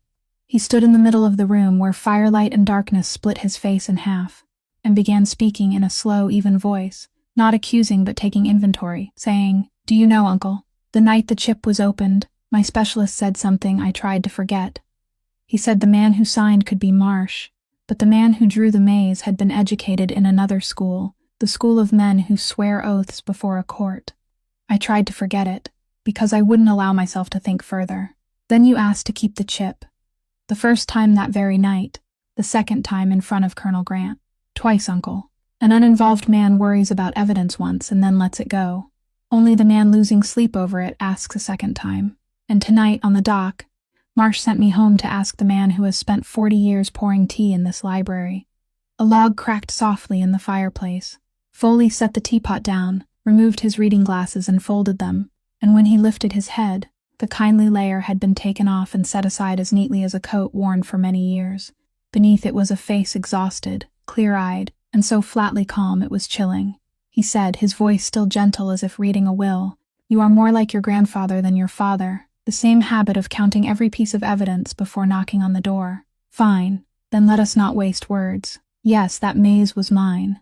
Marsh was only the gate, greedy and stupid just enough to be useful. As for Brennan, Foley stopped for one beat, and this was the only time that night his voice changed, dropping lower, almost with real regret. That boy was too good for his own safety. He traced the money from a scrap of shipping receipt.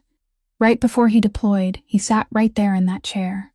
Do you know what he said? He said, "Uncle Ambrose, I've found a few things wrong in the family fund books. When I come home on leave, I'll sit down with you and look them over." He trusted me right down to that last sentence, and I couldn't let that meeting happen. The money the contractors paid for that extraction route was enough to bury every trace of how I had been hollowing out this fund for 30 years. 1 arrow, 2 targets. I simply didn't calculate that he would be so good at saving people that night, and I certainly didn't calculate the day a maid carrying his code would walk through this gate. The room fell silent after the confession, a silence thick and heavy as water at the bottom of the bay, and in that silence Ronan Kane took one step toward the armchair, then another. His hands hung at his sides, but his knuckles had turned white, and everyone in the room saw it. That moment when all the rules of civilization thinned, until they were no more than cigarette paper. This man had more than enough reason, more than enough strength, and more than enough complicit silence from 4 walls of books to end everything right here, for the debt owed to his brother, for the 4 years of his mother's silence, And Ambrose Foley sat still in the chair watching him approach, not dodging, like an old spider that had already spun the final web of its life, a web meant to catch the anger of the nephew he had raised. Then a hand settled on Ronan's arm. Sadie had come to stand beside him without anyone noticing, not pulling, not holding him back, only placing her hand there like a small weight set on one side of a tilting scale, and she said, loud enough for all three of them to hear, "Your brother died so 6 people could live. He traded his life for life. Don't let this man trade his death for your soul. Don't let him turn you into something like him." Ronan Kane stood motionless for 3 more breaths, then the whole room heard his 4th breath lengthen and slow.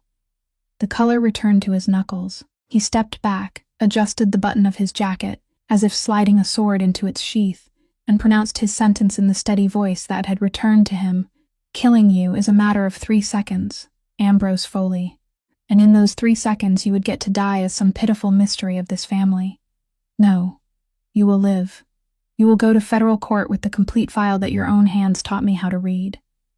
You will sit for 20 years in a cell, and every morning you wake inside it, you will have an entire long day to remember that what defeated you was not the police, not a rival, but a single mother living on an hourly wage. That is my sentence. The rest belongs to the judge." He took out his phone and called Colonel Grant with only 4 words. "Come to the library. There's more."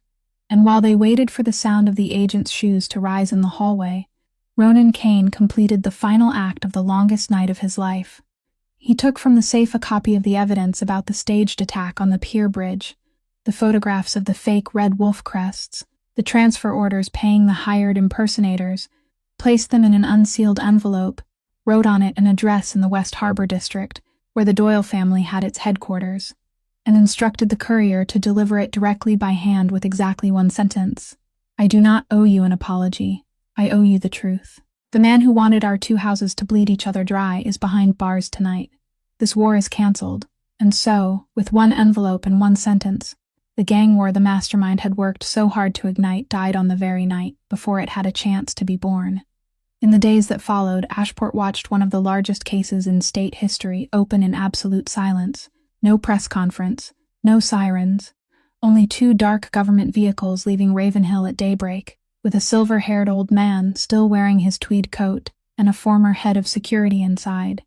Then sealed boxes leaving the law office on Whitmore Street one after another, offshore accounts being frozen in turn by federal court order, and an indictment as thick as a novel approved by the grand jury, with charges that, even standing alone, could have swallowed the rest of the 2 masterminds' lives. Colonel Grant called Sadie to confirm it in exactly 1 soldier's sentence, saying the chain of evidence is closed. The chip is safe inside the justice system, Kestrel. Your final mission is complete. But the most important thing that happened at Ravenhill after the storm did not appear in any file. It lived in things so small that an outsider walking in would not have noticed them, like the large board that appeared on the kitchen wall right beside the duty roster, printed with hands showing the most basic signs. "Good morning, thank you, what do you need, how can I help?" Along with a line written in red ink at the top by June Calloway herself, that from now on, no one in this house is allowed not to understand the mistress, like the Tuesday and Friday afternoons, when a retired old teacher from the county school for the deaf was invited to the staff dining room, and the person sitting in the front row, back straight, hand raised as she practiced each sign awkwardly, and was corrected without mercy, was the head housekeeper who had ruled this mansion for 15 years with iron discipline.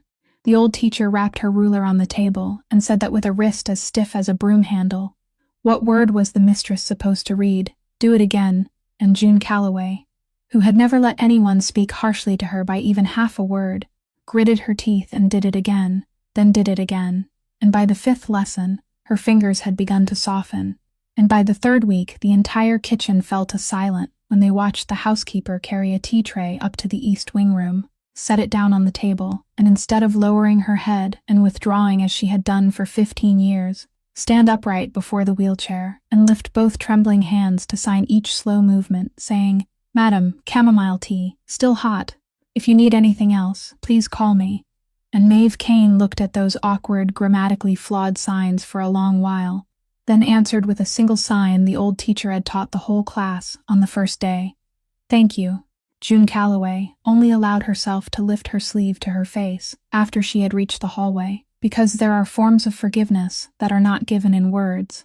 They are given when someone is willing to answer you. Wesley Dunn was not fired, a decision that surprised the whole mansion. He was transferred to work in the warehouse under supervision. His pay kept the same, but every access privilege stripped away, with the condition that he complete a course on security procedure and spend one session each week with a counselor paid for by the family. And when the secretary asked Ronan Kane why he did not dismiss him, he answered with a sentence that would later be repeated across every floor of the house, saying a foolish boy who was deceived because he longed to be taken seriously can still be taught. The people who deserve to be cast out are the ones who made him hunger for it that badly. As for Wesley, on the day he received the decision, he asked permission to see Sadie for exactly 1 minute in the hallway. He did not dare look straight at her, only handed her a folded note with both hands, then bowed his head and walked away. On the paper was a single line written carefully, like someone writing a vow, saying, "I will be better than the person I was that morning." And then, on an early weekday evening, when the mansion had already lit its warm yellow lights, and the smell of baked pastries from the kitchen still lingered on the stairs, Ronan Kane did something that for him was harder than any trial, any business deal, any salt mist night on the dock.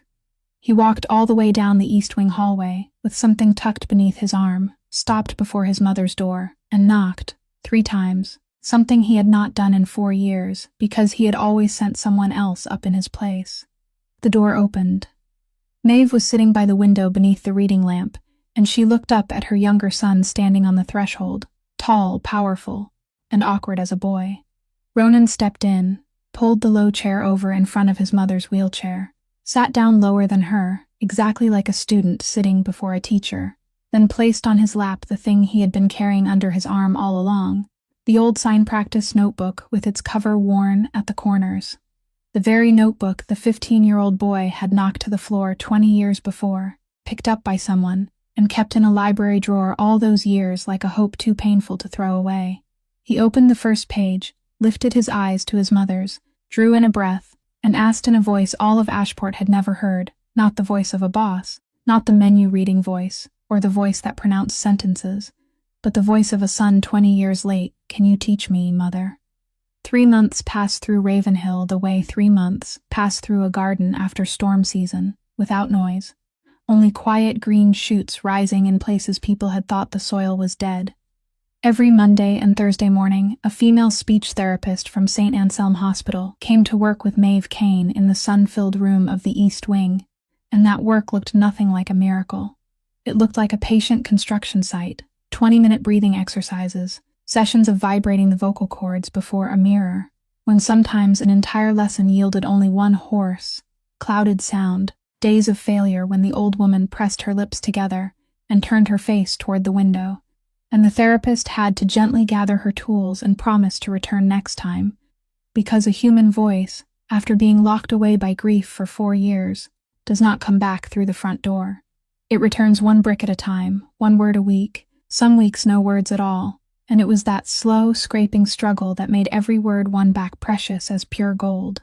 Maeve Kane's first complete word came on a Thursday morning at the end of the first month, when Sadie, her belly now clearly rounded beneath the maternity dress whose fabric the old woman herself had chosen, carried in a tray of warm lemon water for the session, and Maeve, instead of signing as she did every day, placed both hands on the arms of the wheelchair, looked straight at her, drew breath from very deep, like someone drawing water from the bottom of a well, and pushed it up through her rusted throat into 2 full syllables. "Thank you," her voice still rough, still broken, but it was a voice, a real voice, and the whole room froze. The speech therapist sprang up from her chair, while Sadie stood there with the tray of lemon water in her hands, the woman who had stood firm through every storm fate had thrown at her, blinking again and unable to hold it back, because out of the millions of words in human language, this mother had chosen the first word she reclaimed after 4 years, not for a name, not for a cry of pain, but for gratitude, and the sign that accompanied those 2 syllables was directed straight at her. But the moment the people working in the mansion would later tell their children and grandchildren about came a few weeks later, on an evening in the small East Wing sitting room, when Ronan Kane.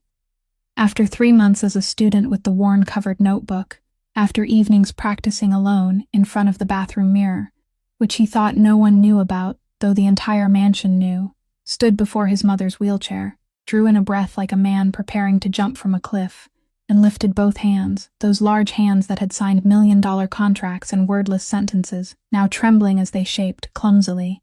The first 3 signs of his life, "I am sorry, Mother," except the order of the movements was completely wrong, the grammar turned inside out, so that the Ashport boss's sentence, translated literally, would have meant, "Mother is sorry to me." And Maeve Kane looked at those 3 grammatically wrong signs, paused for 1 second, then laughed, that familiar soundless laughter shaking her thin shoulders, laughing as tears rolled down her wrinkled cheeks faster than she could wipe them away, because that mistake, that clumsy mistake filled with effort, told a mother's heart more than every grammatically perfect sentence in the world.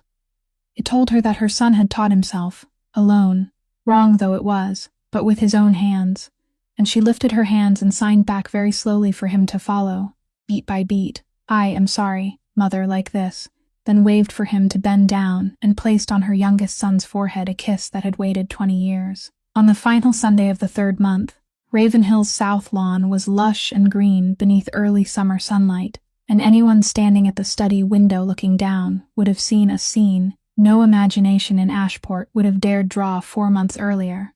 A wheelchair parked in the middle of the grass, beside the lavender bed, at its deepest purple. A 6-year-old girl with 2 crooked braids running barefoot back and forth among the flowers, and the silver-haired woman playing the same game she had once played by the window with the child's mother. She pointed at the purple flowers and signed their name. Poppy frowned and copied her, pointed toward the patch of lily of the valley and signed again. Then the little girl turned toward the climbing rosebush, invented a wild sign of her own along with a twirl, and Maeve laughed until her wheelchair shook, lifting her thumb in approval instead of correcting her, just as later, when Sadie came out to sit in the wicker chair nearby, her 6-month belly round beneath the warm sun, Poppy ran over and knelt in the grass, pressing one ear to her mother's belly to listen with the solemn look of a tiny doctor, then looked up and signed for her adopted grandmother to see. "Baby," though her pinky curled halfway down in that particular way that belonged to no one else, the way Sadie had never corrected, and Maeve Kane, who was having an entire team of specialists correct each of her syllables every week, looked at that lovely wrong sign and decided not to correct it either. She only signed back, "Baby, yes baby," with her own pinky curled halfway down too, making Poppy shriek with laughter and roll onto the grass because she had done it exactly like her. And in the corner of the East Wing sitting room, where the afternoon sun fell in at its warmest angle, there had been, for several weeks now, a wicker basket, and inside the basket were balls of yarn and cream, butter yellow and robin egg blue, 2 cherrywood knitting needles, and a half-finished newborn sweater with only 1 sleeve completed. Every evening Maeve knitted a few rows, the stitches slow and even as the rhythm of a promise, and once June caught the old woman pausing her work, resting the whole ball of yarn against her belly for a moment, then signing something to the tiny sweater that no one had time to read, as if she were already speaking to someone on the way, someone this whole house, in its most awkward and beautiful ways, was learning to speak again from the beginning in order to welcome. The final thing in this story, the piece that changed the meaning of all the other pieces, was found on an ordinary Saturday afternoon, when June Calloway was helping Maeve rearrange the old writing desk in her room to make space for the knitting basket that was growing fuller by the week, and from the deepest drawer, beneath envelopes already yellowed with age, the housekeeper pulled out a thin stack of papers clipped inside a leather folder, copies of correspondence between the mistress and Beacon staffing, stretching across 4 years, entrusted through an intermediary office so no one in the mansion would know, and their contents made June sit down on the edge of the bed because her knees could no longer hold her up. In those letters, steadily, one every quarter, the anonymous client requested that the company give priority to sending workers to Ravenhill who had listed sign language ability, no matter the position, janitorial staff, kitchen help, caregiving, along with a holding fee paid quietly, and beneath them was the list the company had sent back over the years, more than a dozen names who had come and gone.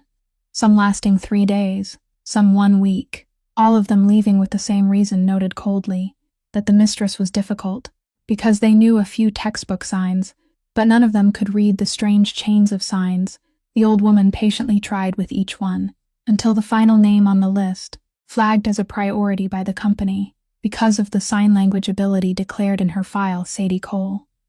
June carried the folder to the sitting room with trembling hands, and when Sadie finished reading it, she looked up at Maeve, who was sitting by the window knitting, and that mother only smiled, set the needles down, and signed slowly the explanation she had kept hidden for 4 years, that in the final video call, Brennan signed one sentence to me: "Mother, if I don't come home from this trip, I will send someone home to you in my place. You will recognize that person, because that person will be able to answer you." So I waited. I didn't know who that person would be, man or woman, old or young. I only knew the only way to find them was to try, one person after another. They called me a difficult old woman. Let them. Someone waiting for a promise is not afraid of being misunderstood. And then that morning, you walked in, your hands answered me, and I knew my son had kept his word. The cruel joke in the kitchen, the game of pushing the temporary girl into the difficult mistress's room for amusement before lunch, turned out to be nothing more than the hand of fate borrowing human smallness to finish the promise of a dead man. The person who meant to plant a laugh had accidentally planted a reunion. That evening, on the veranda looking down over the south lawn, after Poppy had fallen asleep, and the whole mansion held only the sound of crickets in the lavender beds, Sadie sat beside Ronan Kane in the comfortable silence of people who no longer had to guard themselves from one another, then asked the question that had lived inside her for weeks, saying, "You've never asked who the baby's father is." And the man of the docks looked out into the darkness, scented with grass, and answered without needing to think, with the simplest sentence and also the largest one of his life, saying, "I only care who it will call father." And the second word Maeve Kane won back from 4 years of silence, after the thank you she had given Sadie, came on a sunny morning during the usual therapy session, when Sadie signed to her that the doctor said it was a boy, and if she agreed, "I want to name him Brennan." And that mother sat still for a long while, then did not sign her answer. She drew breath from the deepest place of those 4 years and spoke, her voice hoarse, slow, breaking at the final sound but carrying a name whole, "Brennan." Then she nodded and said it again, clearer this time, "Brennan," as if calling a child who was on his way home. Years later, people still told this story incorrectly on the Ashport docks. They said that the Kane family maid turned out to be a warrior in the shadows, that the boss had brought down a traitor hidden in the library for 40 years, that a chip hidden inside a dog tag had destroyed an entire network, and all of those things were true, but none of them was the heart of the story. The heart of it was smaller, more human, and far more aching. It was the story of a group of ordinary people who decided that a mother's poverty and an old woman's silence were acceptable things to use for entertainment. They thought they were laughing at someone weak, not knowing they were standing before 2 of the bravest women they would ever meet. One who kept a promise to the dead through 4 years of running, and one who kept faith with a lost son through 4 years of silence. If this story leaves anything behind, perhaps it is this: never measure a person by their wages or by the volume of their voice, because some people have not lost their voice, they simply have not yet met anyone worth speaking to, and a promise, if it is heavy enough, will always find the hands it needs to come home, while kindness, even something as small as stopping for 3 seconds to look at the hands of someone who cannot speak, can sometimes be the door that opens an entire new life, for someone else and for yourself. Thank you for listening to today's story all the way to the end. If quiet people like Sadie and Maeve have touched your heart, please subscribe to the channel, like, and share the video so we can bring you more compelling stories every day. And how do you feel about this story? Which moment moved you the most? Please write it in the comments. We truly look forward to hearing the feelings from deep within your heart. We wish everyone watching this video abundant health, a joyful life, and peace in every day. Goodbye, and see you again in the next